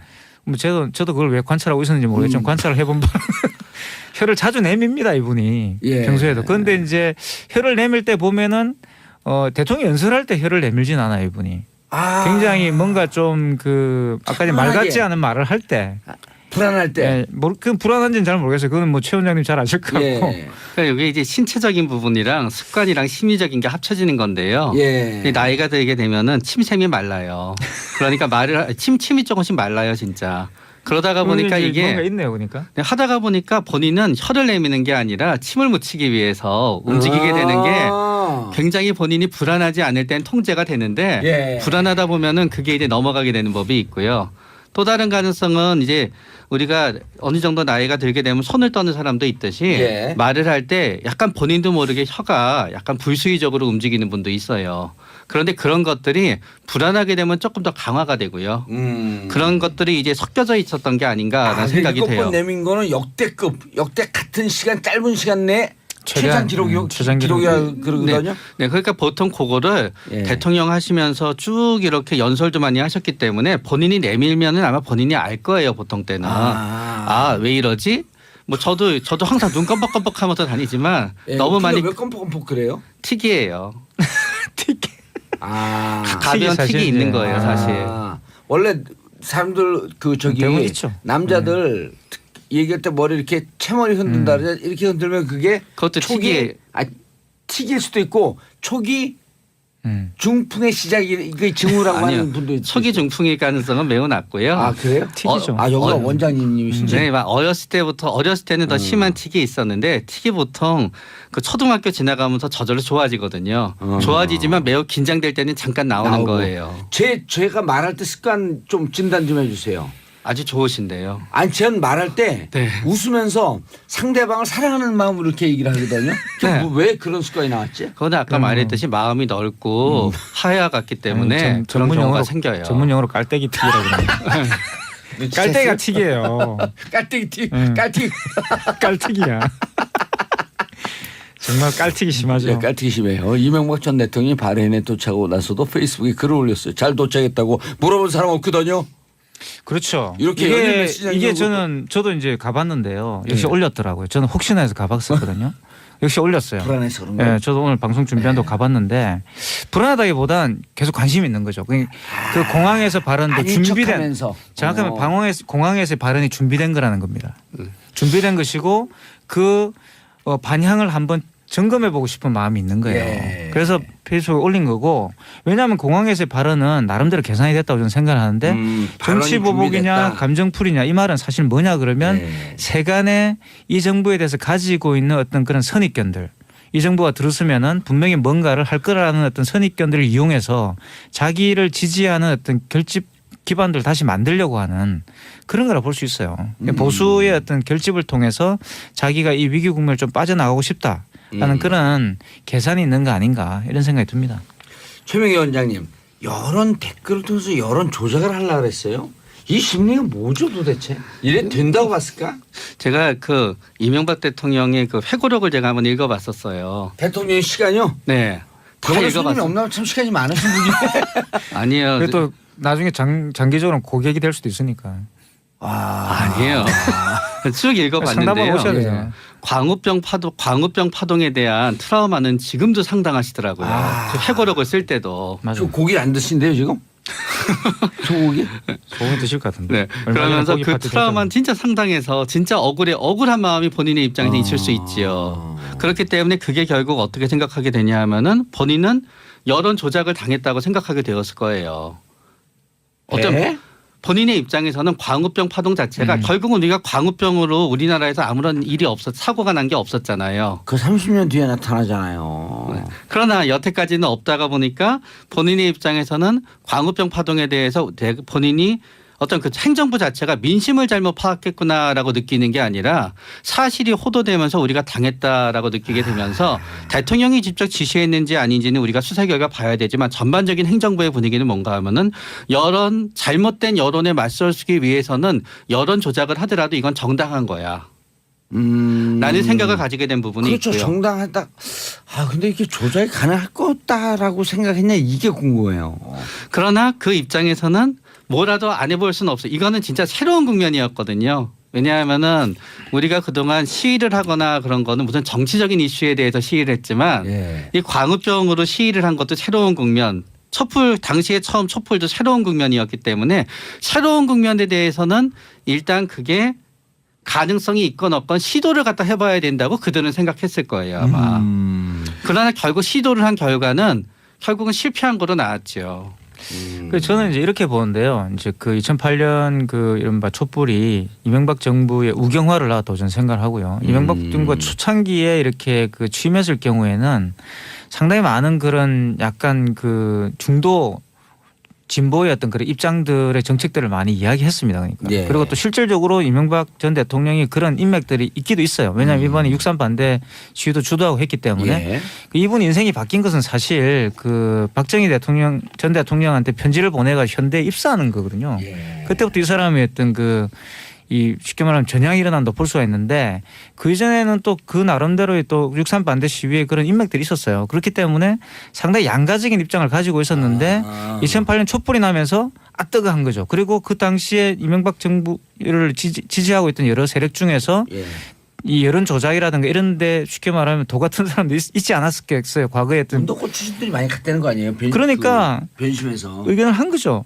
제안을 한 것이고 속개돼가지고 그럼 그렇게 하면 되겠네라고 생각했던 거죠. 그러니까 금방 최 원장이 말씀하신 것처럼 그 당시에 이 이명박 정부의 오판은 뭐냐 그러면 이게 여론 조작을 통해서 일어났다라고 판단한 어떤 세력들이 간에 있었다는 거지. 누군가 배우가 있었고. 그렇죠. 조직적인 그러니까 힘이 이걸 움직였다. 이거는 논리적으로 있을 수밖에 없어요. 그 안에. 분명히 있었을 거예요. 아니고 갑자기 이명박 대통령이 자다 일어나가지고 그러면 하자 이렇게 이야기했을 리도 없고 뭔가 있었다는 거죠. 그리고 분명히 계획을 했고 그에 대한 전략을 수립했을 겁니다. 그 팀들이 있었을 거예요. 예, 현재 MB 머릿속에 가장 중심에 있는 주제는 뭘까요? 저는 검찰 소환일 것 같아요. 그러나 설마 혹시 사이에서 매일 왔다 갔다 할 거예요.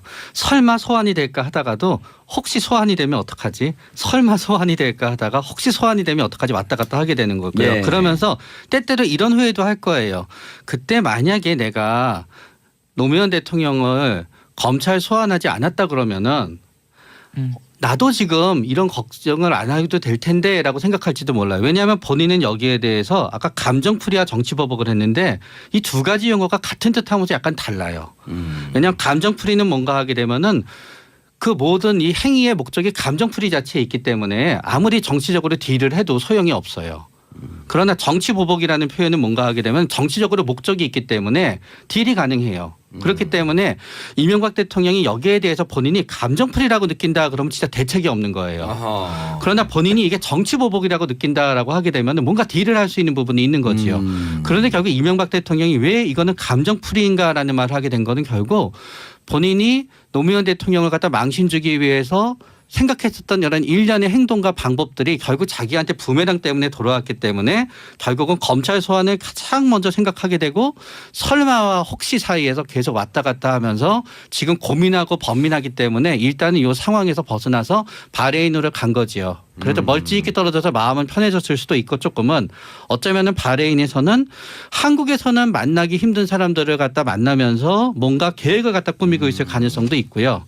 또 거기에서 또 일정 부분 본인이 거기서는 국빈 대우도 받을 테고 본인이 가장 좋았을 때 있으니까 용기도 얻겠지요. 그러면서 혹시 쪽보다는 설마 쪽으로 생각하기 위해서 스스로 마인드 컨트롤을 하고 있을 거예요. 그런데 진짜 그 발언을 왜 나왔을까요? 그 여러 가지 설이 있던데 변호사들하고 대책회의를 하러 갔을 것이다. 아니면 돈 관리를 하러 갔을 것이다. 뭐 여러 가지 소리인데 이태경 교수님 뭐말 그대로 설이고요. 저는 이제 이분이 항상 정치적 위기가 왔을 때 항상 어디를 나갔습니다. 나갔다가 돌아오면서 생각을 정리하고 또 이제 기존에 있던 여론들이 약간 잠잠해질 때 들어오는 경향이 있거든요.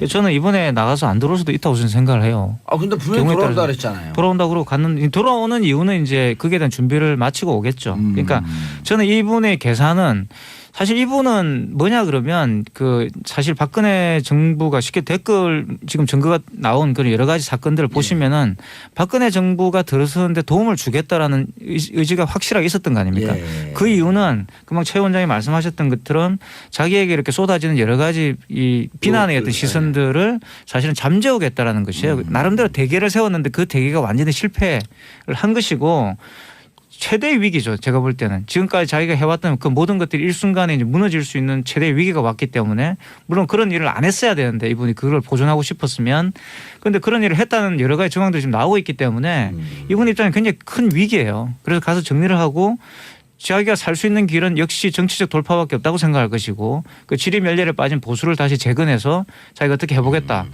물론 저는 굉장히 요원하지 않을까라는 생각이 듭니다.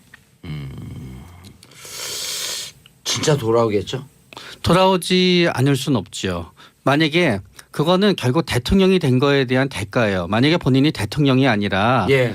현대건설 전 사장이었고 뭔가 문제가 있으면 그거는 안 달아도 되는 되죠. 거지만 대통령이기 때문에 대통령의 시간도 보냈지만 대통령의 책임도 있기 때문에 안 돌아올 수는 없으실 거예요. 아 책임이 있다. 너무 과대평가하는 거 아닐까요? 그런데 만약 그런 모든 정황들을 다시 재건할 수 없다는 게 명확해지면 안 돌아올 수도 있다고 봅니다. 이분의 어떤 지금까지 제가 관찰해 본 바로는 이분의 어떤 그 내적 동의는 항상 자기 자신에게 있었지 다른 데 있지 않았어요. 근데 이태강 교수님 수업 없어요? 곧 가야 됩니다. 수업하러. 근데 왜 이분은 관찰하세요? 시간 많아요? 항상 가보면 저 일단 그 자서전 이야기를 하셨는데 제가 예. 자서전 읽어봤거든요. 대통령 자서전은 영어로 출간된 거예요. 영어로 출간된. 영어로 출간된 것도 영어로 읽어봤어요? 아마존에 출간된. 저 신기해서 한번 읽어봤어요. 읽어봤는데 왜냐 아마존의 베스트셀러였거든 그 당시에. 예. 영국에서 몇 년 공부했어요? 영국에서 5년 공부했어요. 그래, 아니, 영어를 그렇게 일단 잘해? 이야기를 끝내고 그 영어 자서전을 왜 출간했을까 예. 저는 궁금증이었는데 그게 사실 자기의 로비스트에 대한 그 이력서예요. 내가 누구누구를 알고 누구누구가 만났고 주로 중동에 대한 예. 이야기입니다. 그 바레인을 간 것도 사실은 그거죠. 그러니까 이 외국의 기업들 나한테 빨대 대고 나를 로비스트로 써라. 예. 그 이런 내용이 뜻이었었다? 다 나와요. 그 내용이 다 나와요. 그래서 수자원과 관련된 예. 그게 4대강이에요. 야. 4대강을 팔고 있는 거 자기 경력으로. 어허. 8220님 팟캐스트로 듣고 있다가 버스 탔는데 군포에서 강남 가는 6501 버스에서 정치쇼 나오네요. 박사님들 말씀 너무 재미있고 봉도사님 목소리 라디오 스피커로도 멋져요. 땡큐 피스코리아. 이거 끝날 때 하는 거죠. 땡큐 크리스마스. 자. 아니 안 끝났어요. 계속 할 거야. 노래 틀지 마세요. 예. 우리 지금 할 얘기가 많은데 자꾸 노래를 틀려고 그래. 자. 박사님. 박사는 아니고요. 어디가 박사지? 저쪽은 박사고 여기 저는 원장. 박사학위가 예, 없어요. 원장님. 네. 근데 진짜 우리가 이렇게 하면 사람들이 농담하는 줄 아는데 방송에서 농담할 수 없잖아요. 혀가 나온 거로 계산한 그 기자의 심리는 또 뭘까? 그 기자는 왜 계산했을까? 그거 이분이 긴장할 때 혀가 나온다. 여기에 착안을 한 걸까? 일단은 그 모습이 굉장히 평상시와 다르다는 느낌을 받았을 거고요. 또 어떤 의미에서 결국 그 혀가 나온 사진 하나로 이명박 대통령의 모든 의도가 완전 무너진 거예요. 본인은 사람들이 콘텐츠를 봐주기 바랬지만 결국은 어떤 의미에서는 조롱이 되어버린 거죠. 그래서 굉장히 속상할 거예요. 달을 가르치고 있었는데 사람 달을 보지 않고 그 손가락 사이 끝에 낀 때를 보고 네. 있었네. 참 예? 이렇게 많은 사람들이 주목을 받으시면서 출국을 하시니 예. 정말 감회가 새롭네요. 빨리 돌아오셔야 될 것 같은데. 근데 아까 저는 이태광 교수님 얘기하길래 제가 이제 별로 이태광 교수님 평상시에 좋아하잖아요. 이상한 문법인데요. 그래갖고 별로 신경을 안 썼는데 정말 증거가 안 나왔다고 생각을 할까? 그랬어요. 저는 그렇게 생각해요. 그리고 왜냐하면 보수를 결집해야 되니까 보수를 결집하기 위해서는 내가 결백하다. 나는 이노선트하고 나를 구해달라. 근데 라는 메시지죠. 이명박 전 대통령 보수를 결집시키기 쉽지 네. 않은 게 쉽지 않아요. 왜 그러냐면 이분이 무척 짜요. 네네. 보수를 결집시키려면 보수를 좀 줘야 될 거 아니에요. 그렇습니다. 직원들한테도 보수도 잘 네. 주고 근데 돈을 쓰질 않는 거예요. 들어간 사람이 들어가자마자 딱 하는 게 내가 계속 이 바닥에 있어봐야 저 양반이 나중에 나 먹여 살릴 것 같지가 않아. 그냥 다 부는 거예요. 맞아요. 그 심리가 맞지 않나요? 맞습니다. 예. 그리고 이명박 대통령을 뽑았을 때의 사람들의 마음은 지도자를 뽑았던 게 아니라 그렇죠. 대한민국에 돈을 많이 벌어준 사장을 갖다 뽑는 마음으로 뽑았던 분이 많아요. 맞아요. 여러분 부자 되세요. 그 심정을 네. 뽑은 거 아니에요. 근데 부자가 못 됐기 때문에 지도자를 뽑았으면은 결과가 어찌 되었든 간에 최소한의 지지층이 남게 되는데 예. 그렇기 때문에 본인이 우리는 사장을 뽑았는데 사장이 주주의 약속을 못 지켰기 때문에 주주들이 남아나지가 않게 되는 사장 거예요. 해고. 그렇기 그렇죠. 때문에 지금은 사장 해고죠. 본인을 지지하는 사람이 없는 거예요. 공약이 이게 아니라 애초에 대통령이 될 때 공약이 보수 대통합 그랬으면 지금도 지지층이 남아 있었을 거예요. 단도적인 질문. 돌발 질문. 박근혜 전 대통령 지지자가 많을까요? 이명박 전 대통령 지지자가 많을까요? 박근혜 전 대통령의 지지자가 더 많지. 알겠습니다. 두 분 인사하세요. 네, 감사합니다. 자, 저는 내일 10시 5분에 다시 돌아오겠습니다. 평화를 사랑하는 대한민국 국민 여러분, 청취자 여러분 감사합니다. 땡큐 피스 코리아.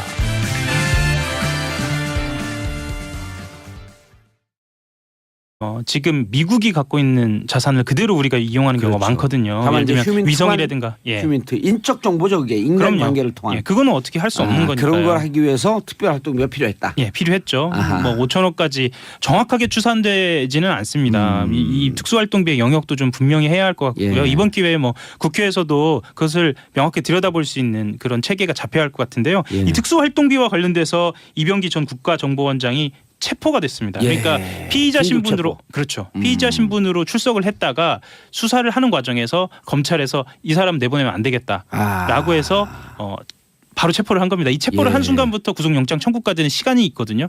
그 시간 내에 48시간. 그렇죠. 예. 정확하시죠 항상. 그럼요. 예. 그 시간 내에 영장을 청구하지 않으면 이병기 원장은 풀려나게 되는데요. 체포를 했다는 거는 구속영장 청구에 굉장한 자신감이 그렇죠. 있다는 긴급 거죠. 체포도 영장이 필요한데 긴급 체포 영장이 발부됐다라고 하는 것은 구속 영장의 발부의 가능성이 한 90% 정도 매우 높다는 접근했다. 거죠. 예. 왜냐하면 또 도주 우려나 아니면 증거인멸의 가능성 때문에도 그 구속을 시키거든요. 그렇죠. 입 그렇다고 맞추고. 한다면 그렇죠. 예. 예. 말 맞추고. 그 간단하게만 좀 설명을 좀 드리면 그 이병기 전 원장이 2014년 7월부터 예. 이듬해 3월까지 국정원장을 했는데요. 그 다음에는 비서실장을 했어요. 아하. 예. 김기춘 전 대통령 비서실장이 이어서 했고요. 예. 그때 당시에 그러니까 원장으로 재직하던 당시에 월 1억 원을 상납을 했는데요. 청와대에. 예. 이거는 남재준 전 원장 시절에 5천만 원대이던 금액이 2배로 오른 겁니다. 예. 2배로 오른 거고요. 부탁에 의해서 그랬다 그랬죠. 그렇죠. 부탁에 의해서 했다고 했고요. 그걸 이제 이전에 그 원장이었던 남재준 전 원장이나 이병호 전 원장 같은 경우에는 박 전 대통령의 지시로 여겨졌다라고 이제 본인들이 그렇게 해야 또 살아나거든요. 그렇죠. 네, 그렇게 진술한 것으로 알려져 있습니다. 뭐 그렇게 지금 상황이 전개되는 것을 보면 그 국가정보원장 모두가 다 구속될 처지에 지금 있습니다. 예. 지금 남재준 구속됐죠? 안 됐나요 아직? 예, 지금 남재준, 이병기, 이병호 이분들은 지금 구속영장 청구를 한꺼번에 할 가능성이 있습니다. 구속영장 청구를 한꺼번에 할 가능성이 있다. 예. 근데 이분들이 이렇게 월 1억씩 준 게 누구 돈인 줄 아세요? 우리 돈입니다. 하호영 기자 돈이에요. 예, 제 돈이고요. 제 돈이고요. 방금 네. 소개했던 성남 버스에 탄 여러분들의 돈입니다. 세금을 이렇게 쓴 겁니다. 우리가 예. 갖다 낸 돈을 국가 안보를 위해서 예. 그다음에 서민들의 복지를 위해서 쓰라고 한 돈을 자기들끼리 주거니 받거니 하면서 쌈짓돈으로 쓰고 어디다 쓴지도 몰라요. 예. 그리고 그게 종국적으로 최순실 주머니에 들어갔는지 정윤의 주머니에 들어갔는지 그렇죠. 올림머리를 했는지 뭘 예. 했는지 모르는 거죠. 정유라 말에 들어갔는지 그래서 이거는 적폐청산이라는 예. 단순한 뭐 이 논쟁을 넘어서서 어찌 보면 우리 생활의 우리 권리 찾기입니다. 그러면 예. 아니 이거 진짜 한 달에 뭐 10만 원 20만 원만 있으면 독거 어르신들 얼마나 행복하게 겨울을 그렇죠. 살아요. 그 예. 돈 갖다가 준 거예요. 그러니까 국민들이 이런 거 갖고 분노하지 않고 뭐 이걸 갖고 정치 보복이다 이런 사람들 한마디 해줘야 돼요. 감옥 가고 싶니? 말 무섭게 한다고 우리 PD가 쫄았어요. 마스크 쓰고 PD 감옥 가고 싶어? 자, 허인이님, 하호영 기자님 실제로 처음 보는데 목소리가 참 젊으신 듯 외모는 좀 늙어 보이죠? 과연 칭찬일까? 자, 버스에 타고 계신 분들 혹은 택시에 타고 계신 분들 요즘 택시 기사님들 사이에서요 유행이 있어요. 10시부터 12시까지 정치쇼를 듣지 않으면 귀에 가시가 돋친다. 유행인가요? 유행이에요. 아, 네. 자, 긴 문자 100원, 짧은 문자 100원, 샵 1035 문자 보내주시기 바라겠습니다. 자, 진짜 역대 3명의 국정원장들이 다 구속되는 초유의 사태죠. 초유의 사태인데 예. 또 있잖아요. 그 전에 원세훈. 원세훈 까지 합하면 9년 동안 국정원장들 전원 다 구속되는 진기로. 근데 그 위에 계신 분들은 구속됐네요. 박근혜 대통령 한 분만 남았네. 한 분 남았습니다. 예. 예. MB는 구속될까요? 검찰 분위기를 조금만 말씀을 드리면 아, 그거 좋아요. 아, 예. 따끈따끈해. 예. 아니 뭐 따끈까지는 아니고요. 예. 지금 그 검찰 분위기. 예, 이명박 대통령이 그냥 12년으로 가요. 12년으로 그냥 산수를 조금 그냥 15년으로 가요. 저는 개그하신 줄 알았는데. 그냥 10 안으로 포함이 돼요 다. 네. 근데 국민들 심정은 그냥 다 합쳤으면 좋겠다는 심정 아닐까요? 예. 그거는 방법이 있어요. 네. 3년 다 살고 나오는 날 선고를 해버리는 거예요. 그럼 다시 12년. 또 12년 선고 나오는 날 또 선고해버리고. 근데 이게 의미가 있는 게 네. 11월 19일이 최순실 구속 두 번째 구속 만기일이거든요. 그래서 이게 세 번째 구속을 시켜야 되느냐 말아야 되느냐 말들이 많았는데 그래서 11월 19일 전까지 재판이 예, 끝내야 된다. 끝내서 이번에 3년 나왔기 때문에 법정 구속해버리면 뭐 영장 구속영장 연기할 필요도 없이 그냥 그 구속 상태에서 재판을 받는 거죠. 맞아요. 아, 이 변호사님이 있으니까 이런 걸 가끔 우리가- 쓸 때가 있죠, 예. 제가. 아니 우리가 다 자주, 하는 걸 확인해줘요. 예. 우리가 다 하는 걸 확인해줬어요. 아니 법무사님이야 전문이시지만 남 만주 변호사시잖아요. 개성 변호사 됐잖아요. 이제. 아, 네. 아 내려오셨어요? 만주에서 신일까지 왔다 개성구나. 개성까지 왔어요. 이제 좀 있으면 서울로. 예, 이게 휴전선 넘어오면 큰일 나요. 총 맞아요. 빨리 진도 나가라고 밖에서 예. 저기까지 오셨어요. 아니 이런 뉴스가 중요한 뉴스거든요. 그렇죠. 근데 자기들 판단에 중요한 뉴스가 국민들과 소통을 안 하겠다고 오늘 우리 PD는 마스크를 딱 쓰고 왔어요. 아무도 얘기 안 하겠다고. 저 PD 저게 넘어오면 총 맞는데 잘못하면. 그럼요. 예. 자, 제작진 디스는 이제 그만. 예, 아니 디스가 아니라 리스펙인데. 자꾸만 얘기해 주잖아요. 사람들이 PD 없이 우리끼리 하는 줄 알거든. 아. 예, PD가 있다 여기에. 우리는 NL이었다. 그 드립 칠 줄 알았어. 그거 못 알아들으세요. 많은 예. 분들이. 그러니까 그냥 50대 넘은 패스 그냥. 50대 넘은 분들 알아듣는 분들 이 복고풍을 좋아해요. 네. 왜 꼭 20, 30대만 이해하는 언어를 써야 돼요? 그건 아니잖아요. 아니, 그 원래 친절한 걸 못 하고 계시잖아요, 봉도사님이. 그랬어요? 예. 유승민 대표? 난 유승희가 또 대표가 됐나? 유승희. 자, 첫 번째 뉴스. 강철 같은 의지로 죽음의 계곡을 건너겠다. 이거는 운동권이 쓰는 거예요. 이게 죽음의 계곡이요. 성경 이제 시편에 나오는 건데요. 내가 죽음의 계곡을 지날지 사망의 뭐 골짜기를 지날지라도 아하. 해를 두려워하지 않으면 주께서 나와 함께 계십니다. 네, 거기서 따온 죽음의 계곡. 그랬군요. 이분이 그걸 알았겠죠. 알고 쓴 겁니다. 알고. 이게 그래야 의미가 전달되니까요. 예. 알겠습니다. 근데 유승민 대표의 심정 진짜 예. 죽음의 계곡을 건너는 심정일 것 같고요. 다들 기억하시겠지만 원내대표 돼서 그 연설할 때 국회에서 대표 연설할 때 정말 따뜻한 보수의 그 방향을 제시하고 나서 예. 그대로 칼 맞았죠. 예. 무지막지한 칼을 맞아서 지금 이분은 진짜 광야에서 홀로 서 있는 기분일 겁니다. 예. 그런데 그 바른정당 내부 얘기를 좀 들어보니 그 유승민 대표가 자유한국당하고도 안 합친다. 국민의당하고도 안 합친다. 나는 정체성을 지키고 가겠다. 이렇게 선언을 했을 때 내부에서 그럼 도대체 어떻게 하겠다는 거냐 이런 불만이 좀 있었다고 합니다. 그래서 이제 죽음의 계곡을 함께 지나서 살아남자고 하면서 대안을 제시했어요. 그게 뭐냐면 중도 보수 통합입니다. 근데 그 중도 보수 통합이 지금 말씀하신 것처럼 네. 자유한국당하고도 안 합치고 국민의당하고도 안 합친다 그랬는데 누구랑 유승민 합치는 대표는 자유한국당하고 국민의당에서 다시 빼오시겠다는 얘기거든요. 예, 근데 그런데 그게 그게 가능할까요? 그런데 그거에 대한 반응이 나왔습니다. 예. 일단 이제 유승민 대표 생각과 중요한 건 이건 파트너가 있는 거잖아요. 예. 상대가. 근데 박지원 대표하고 안철수 대표는 박지원 전 대표, 안철수 대표는 비교적 긍정적입니다. 안철수 대표는 만나서 얘기를 들어보겠다. 이렇게 얘기를 했고요. 박지원 대표는 이제 국민의당과 정체성을 같이 한다면 같이 할 수 있다. 근데 그 DJ 그 3당 연합, 3당 야합이라고 우리가 비난했던 예. YS 그다음에 노태우, 뭐 그다음 김종필 그런 3당 야합 같은 건 생각하지도 마라 이렇게 얘기를 했는데 그래도 정체성을 같이 한다면 만나볼 의향이 있다 이런 정도입니다. 근데 이제 박지원 햇빛 정책에 대해서는 이견이 있잖아요. 그렇죠. 그러니까 그건 사실 내용상으로는 안 하겠다는 건데 안철수 대표는 만나서 들어보겠다. 그거고요. 박지원 전 대표는 직전까지는 뭐라고 그러셨냐면 안철수 대표는 통합 생각 없는데 자꾸 안철수 대표 주변 분들이 바람을 넣어서 언론에 그렇게 흘려서 그 얘기가 나오면서 오해되고 있다. 안철수 대표는 통합 생각 없다라고 또 며칠 전에 말씀하셨거든요. 그런데 지금 박지원 전 대표는. 상황이 정치라는 게요. 페이지가 진짜 빨리 넘어가거든요. 그래요? 한 이틀 전이었는데 그 그래서 아니 또 막 넘기다 보면 잘못 넘기고 앞으로 가고 있어요. 그렇죠, 그렇죠. 그런데 지금 돌아옵니다. 채널 고정하소서. 정봉재 정치쇼 2부 순서 들어가겠습니다. 이름하여 언니 뉴스. 이거 뭐 축구 경기하는 것 같아. 골. 나는 고란 그렇죠. 네. 자, 최민희 의원님, 해병대 의원님, 한번 의원은 영원한 의원 드디어 나왔다. 최민희 의원. 안녕하십니까. 자, 최민희 선수 왼쪽으로 몰다 뻥 똥볼 찼습니다. 꼬린. 똥벌인데 꼬린. 예, 우리 골대로. 당할 수가 없어.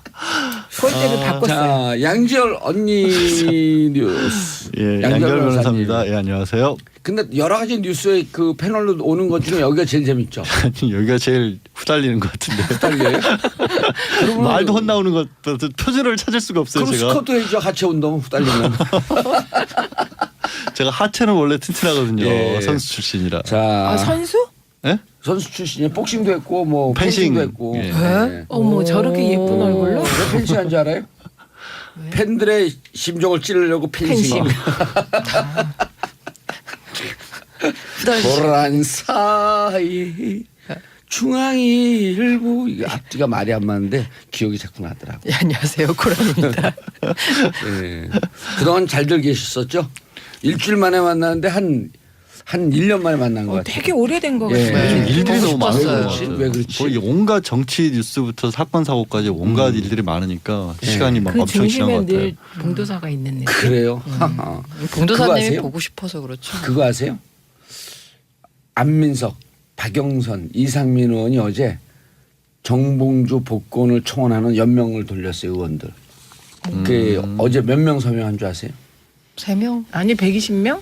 아니요. 60명. 어제 하루예요? 하루에. 와, 하루에. 엄청나게 높은 건데. 근데 중요한 건 네. 하지 않은 61명을 이름을 제가 기억하고 있다.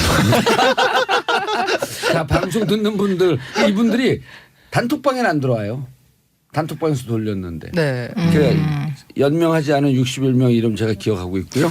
조금 전에 안민석은 문자 갖고 자 오늘 다 하면 한 100명쯤 할 건데 빠지는 20명 살생부를 전달하겠습니다. 아니 근데 최민희 의원님 하셨어요? 아 여기 현역이 아니구나. 현역이요. 네. 그거 복권이 필요 없으실 것 같은데 왜요? 분위기가. 아니 왜냐면 그러니까 그때 사건 자체가 예. 잘못 수사가 됐다는 게 밝혀지면 아예 그냥 국회의원들이 뭐 복권 신청할 필요도 없이 법적으로도 구제 절차 받으실 수 있잖아요. 근데 그게 시간이 걸리잖아요. 급하세요? 급하죠. 제가 그 올해 구호가 있거든요. MB 구속 12월에 끝장내고 그분 없는 크리스마스를. 네. 자 김혜정님, 어우 깜짝이야. 이런 댓글 보면 물이 무서워요. 옛날에 중학교 때 수학 선생님이 봉자 들어간 이름하고 놀지 말라고 하셨어요. 우리 반 꼴등이 병봉이, 봉준이, 희봉이었거든. 어머. 봉자가 이렇게 많이 들어간 경우가 없는데 그런데 지금 제 남친도 봉섭이에요. 그리고 라디오도 봉도사님 듣고 있고요. 이분 뭐야 이게. 봉해자. 어머 봉자 들어가는 봉선이도 있고 봉순이도 있고 봉심이도 있고 예. 봉숙이도 있고. 아, 자 속보 떴네요. 자 이건 변호사님 읽어주셔야죠. 이화여대 입시 비리로 최순실이 항소를 했는데요. 2심에서도 징역 3년으로 똑같이 나왔습니다. 1심에서 3년 나왔고요. 예. 또 국민연금 합병 삼성과 관련해서 부당 합병을 지시했다는 문현표 전 보건복지부 장관에 대해서는 2심에서도 징역 2년 6개월 실형이 나왔습니다. 그러니까 이와에 대해 최순실 비리 얘기를 하면 1심 때도 많은 분들이 그렇게 죄를 많이 지었는데 3년 나왔어라고 막 분개하시는 분들이 계신데 이건 이대 입시 비리와 관련된 것만 3년입니다. 국정농단과 전혀 무관한 거죠. 예, 그렇죠. 예. 자, 그런데 여기서 3년 플러스 해갖고 이제 국정농단 유죄가 나오거나 삼성 뇌물죄 유죄가 나오면 붙여지는 거죠, 계속. 다 합산하지는 않군요. 예. 이게 1심에서 먼저 나왔기 때문에 나중에 그러니까 다음에 나오는 재판에서는 같이 묶어서 선고했을 때는 얼마쯤 될 것이다라는 걸 계산을 해서 선고를 합니다. 다 합치면 예. 못 나오죠 평소에. 맞아요. 그래서 큰 거에 큰 거 안으로 작은 예. 작은 것들이 들어가는 경향이 있어요. 예를 들어 뇌물죄가 12년 나온다 그러면 네. 이게 3 플러스 12년이 아니고 15년이 되는 게 아니고 그냥 15년으로 가요.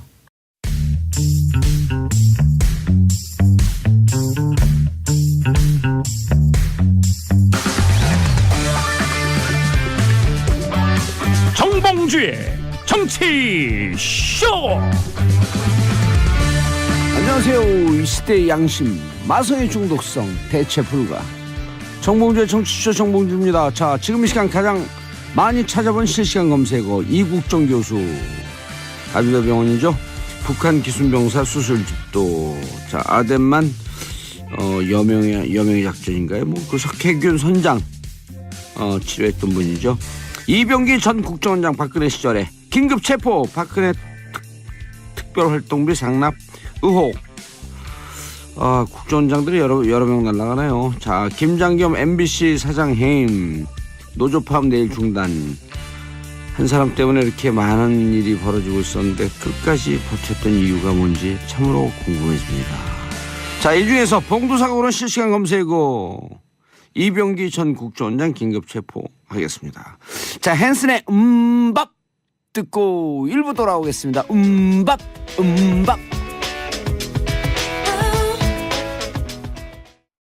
정봉재 정치쇼 1부 순서 들어갑니다. 뉴스 브리핑. 매일 1분 뉴스 브리핑으로 시작을 해요. 아주 좋은 방송이에요. 방송 이름이 뭐라고? 정봉주 정치 쇼. 예, 청취율 조사했는데 2%가 좀 안 됐어요. 이거 문제가 있어요, 문제. 국민 10명 중 10명 중 2명이 들으면 20% 아니야. 그렇죠. 근데 근데 왜 2%가 나왔지? 2%면은 예. 대단한 겁니다, 사실. 2%라고 하는 건 디스프로. 2%가 좀 안 나왔다라고 네. 하는 건 1.1%가 될 수도 있고 1.99%가 될 수도 있고. 그렇죠. 아하, 그렇죠. 10%가 좀 안 됐다 그런 게 낫겠다. 10%가 좀 안 됐습니다. 자, 김수진님, 성남의 33번 버스에서 정봉재 정치쇼 틀어주셨어요. 저는 고릴라 듣는데 돌림 노래처럼 시간 차이가 나며 들리네요. 신기해요. 저도 신기해요. 김수진님, 오늘 하루 수지 맞으세요. 자, 뉴스브리핑 하호영 기자 자리하셨습니다. 네, 안녕하세요. 한겨레 20일 하호영 기자입니다. 한겨레 21로 쫓겨갔어요? 한겨레 있었잖아요. 한겨레 21은 한겨레 신문의 한 부서입니다. 한 부서요? 예, 순환 그러니까 보직입니다. 좌천됐다? 순환 보직입니다. 그냥 빨리 하세요. 빨리 좌천됐다? 알겠습니다. 자, 국정원 특활비? 예. 초딩들이 물어봐요. 특활비? 우리도 특활비 있는데 무슨 특활비가 수십억씩 돼요? 특수활동비라고 하죠. 예. 근데 특수활동이라고 하는 게 국가 정보기관의 특성상 다 드러내지 않고 써야 하는 돈도 있습니다. 예. 실제로 그 공작이라고 하는 활동에는 이것을 영수증 증빙 없이 써야 하는 경우도 있거든요. 고정 간첩 혹은 탈북으로 위장한 간첩 이런 사람들을 추적하는 경우도 있잖아요. 그렇죠. 추적하고 국가 안보를 위해서. 그렇죠. 추적하고 잡고 그리고 실제로 이제 휴민트라고 하죠. 그 정보 제공하는. 예, 정보를 제공하는 사람들을 관리해야 할 필요성도 있거든요. 생활비를 내주는 경우도 있어요. 뭐 생활비도 그렇고요. 예. 실제로 직장을 유지할 수 있게 해주는 뭐 여러 가지 비용들이 있으니까. 그래야지 끊임없이 정보를 제공받으니까. 그렇죠. 휴민트가 굉장히 중요해요. 예. 그래야 말하자면 결정적인 순간에 우리가 정보를 얻을 수 있거든요. 예를 예. 들면 그 김정일 사망 때 우리가 51일이나 지나서 알았지 않습니까? 휴민트가 제대로만 있었어도 뭐 그렇게 오래 51일이 아니고요. 예, 51시간이네요. 예. 예, 죄송합니다. 휴민트가 제대로 있었다라고 한다면 그런 사건 같은 경우는 바로 알았어야 하죠. 이명박근혜 정권의 또 하나의 문제가 2009년 5월 23일 이후로 남북관계를 단절을 했잖아요. 그렇죠. 네. 종북몰이하기 위해서 남북관계 단절한 것까지는 좋은데 네. 남북관계를 지속적으로 유지한 건 전두환도 유지했고 노태우 전 대통령 그런 군사독재 정권도 유지했어요. 왜냐하면 북한이 이쁘고 예뻐서가 아니고 그렇게 관계를 유지하고 있어야지 휴민트 인적 자원을 통한 정보를 얻을 수가 있거든요. 그렇죠. 한 라인을 잡고 있어야 된단 말이에요. 물론 뭐 그때 당시에는 이제 그 적대적 공생관계라고 해서 예. 뭐 본인들이 그렇게 또한 상대가 있어서 본인들이 유리한 측면도 있거든요. 그런 측면도 있었습니다. 그렇죠. 예. 한일 군사정보보호협정을 맺으면서 일본이 우리한테 그렇게 정보보호협정 맺으려고 그런 이유가 우리가 휴민트 정보가 세기 때문에. 그렇죠. 전자정보는 별로 세지 않잖아요 우리가. 전자정보 같은 경우에는 전 대통령입니다. 이명박 죄송합니다. 이명박 전 대통령이 출국을 하면서 예. 말하자면 폭탄 하나 던지고 갔잖아요. 그랬죠. 그냥 나간 게 아니라. 네, 정치보복이다. 예. 그래서 실은 이제 언론에서는 이명박 전 대통령이 돌아오면 검찰 출석이나 아니면 최소한 그 본격적인 수사가 눈앞에 와 있는 거 아니냐라고 이런 이야기들이 있는데 예. 일단은 단계가 좀 있습니다. 이게 전 대통령까지 이 수사를 본격적으로 진행하는 데는 좀 단계가 있고요. 예. 지난번에 말씀드렸던 것처럼 이제 청와대에 본격적으로 예, 전략기획관 출신 김태효 전략기획관을 소환할 것이고요. 예. 이제 거기서 이제 또 폭탄 몇 개 터지겠죠. 그렇죠. 그러니까 다만 자신은 하는 분인 것 같아요. 예, 검찰이. 예, 예. 그러니까 그 출국하면서 정치보복이다라고 네. 하면 검찰이 정치보복의 수단으로 악용되고 있다라고 하는 함의가 있는 거 아니에요. 그렇죠. 그럼 네. 검찰 입장에서 얼마나 그 부끄러운 일이에요. 예전에 그 전두환 전 대통령 골목길에서 예. 그 성명 발표했던 그런 데자뷰가 좀 있죠. 아하, 그러네요. 그리고 네. 긴급 체포됐죠. 예. 예. 자, 다음 뉴스. 오늘 정유라 2대 학사 비리와 삼성 합병 압력 관련 2심 선고 공판 있네요. 네. 어허. 실제로 촛불 집회에 나왔던 분들 말씀을 들어보면은요. 예. 나왔던 이유 중에 하나가 최순실 씨 딸 정유라 씨가 예. 2대 입학하는 과정에서의 비리. 예. 그리고 특히나 그 학사 관리 출석도 안 했고 예. 레포트도 내지 않았는데 학점이 빵빵 학점이 나와. 막 나왔다는 예. 거죠. 이거에 대한 그런 공정성 불만 예. 이런 것 때문에 나오는 계기를 삼았다는 분도 꽤 있어요. 왜냐하면 우리가 최소한 교육에 있어서만큼은 공정성 그리고 맞아요. 입학이나 학사 관리에 있어서만큼은 예. 공정해야 하지 않느냐라는 좀 생각을 하거든요. 최순실 씨가 이런 것까지 이 예. 그렇게 알겠습니다. 불법을 저지른 거죠. 예. 그래서 오늘 2대 삼성 줄줄이 그럼 선고 공판이네 오늘. 네, 오늘 그렇습니다.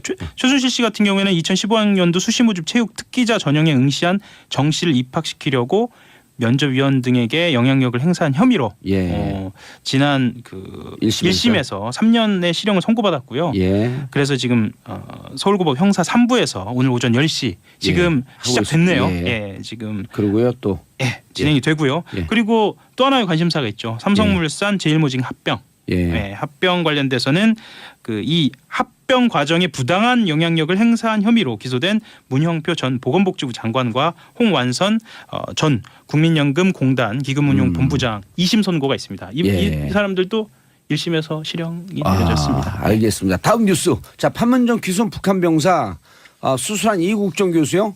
귀순 병사 상태 좋지 않고 추가 수술 필요하다. 총상에 5군데 대여섯 군데 있었다. 지금 계속 수술하고 못 깨어나고 추가 수술 기다리고 있는 중인가요? 예, 지금 현재 그렇고요. 장기 손상까지 위험하네요. 예. 장기 손상까지 있으면. 그러니까 흔히 이 수술을 한 다음에는 예. 그것을 봉합하느냐 마느냐를 가지고도 좀 따져보는데 지금 그것도 제대로 못한 상태로 봉합이 현재 안 된 상태다. 예. 생각해 보시면 지난번 석혜균 선장 때도 지금 알려진 대로 이국종 교수가 집도를 했었거든요. 예. 그때도 지금과 같이 좀 심각한 상태로 알려져 있었는데 생명이 위독하냐 아니냐 가지고 지금 언론 보도가 계속 나오고 있는데 예. 그건 좀 차치하고서라도 좀 기다려봐야 할 것 같습니다. 어디에선 생명에는 예. 지장 없다. 예. 또 어느 뉴스에서는 생명이 위독하다. 예. 예. 자, 그리고 오늘이 박정희 전 대통령 태어난 지 100년이 되는 날이다. 네. 라고 하네요. 그리고 또 11월 14일은 의미 있는 날이잖아요. 예. 어떤 날이죠? 광화문에서 2년 전. 제2차 민중 총궐기가 있었고요. 예. 그리고 그때 백남기 어르신이 쓰러진 날이기도 합니다. 제1차 민중총궐기. 아, 1차. 1차 예. 민중총궐기. 어떻게 같은 날 역사는 그러게요. 반복되네요. 네. 데자뷰 같아요. 예. 그렇죠. 그럼 우리는 국민들에게 이제 물어야 될 거 아니에요. 박정희 탄생 100년을 100년이냐. 기억할 것이냐, 아니 백남기 어르신 광화문에서 쓰러진 2주년을 기념할 것이냐. 예. 어떻게 역사의 아이러니기도 하고요. 아이러니죠. 예. 자, 0909 택시기사입니다. 인천공항인데 봉도사 방송에 심취해서 끝나면 나가려고요. 대기 중입니다. 정말이지 하루라도 안 되면 귀에 가시가 돋는 기분 아시나요? 0900님 아자아자 화이팅. 자, 인사하시고요. 네, 안녕하세요. 한겨레 21 끝났어요. 허용했습니다. 이제 뭘 안녕하세요. 예. 감사합니다. 예. 예, 자, 저는 광고 듣고 2부 언니 뉴스로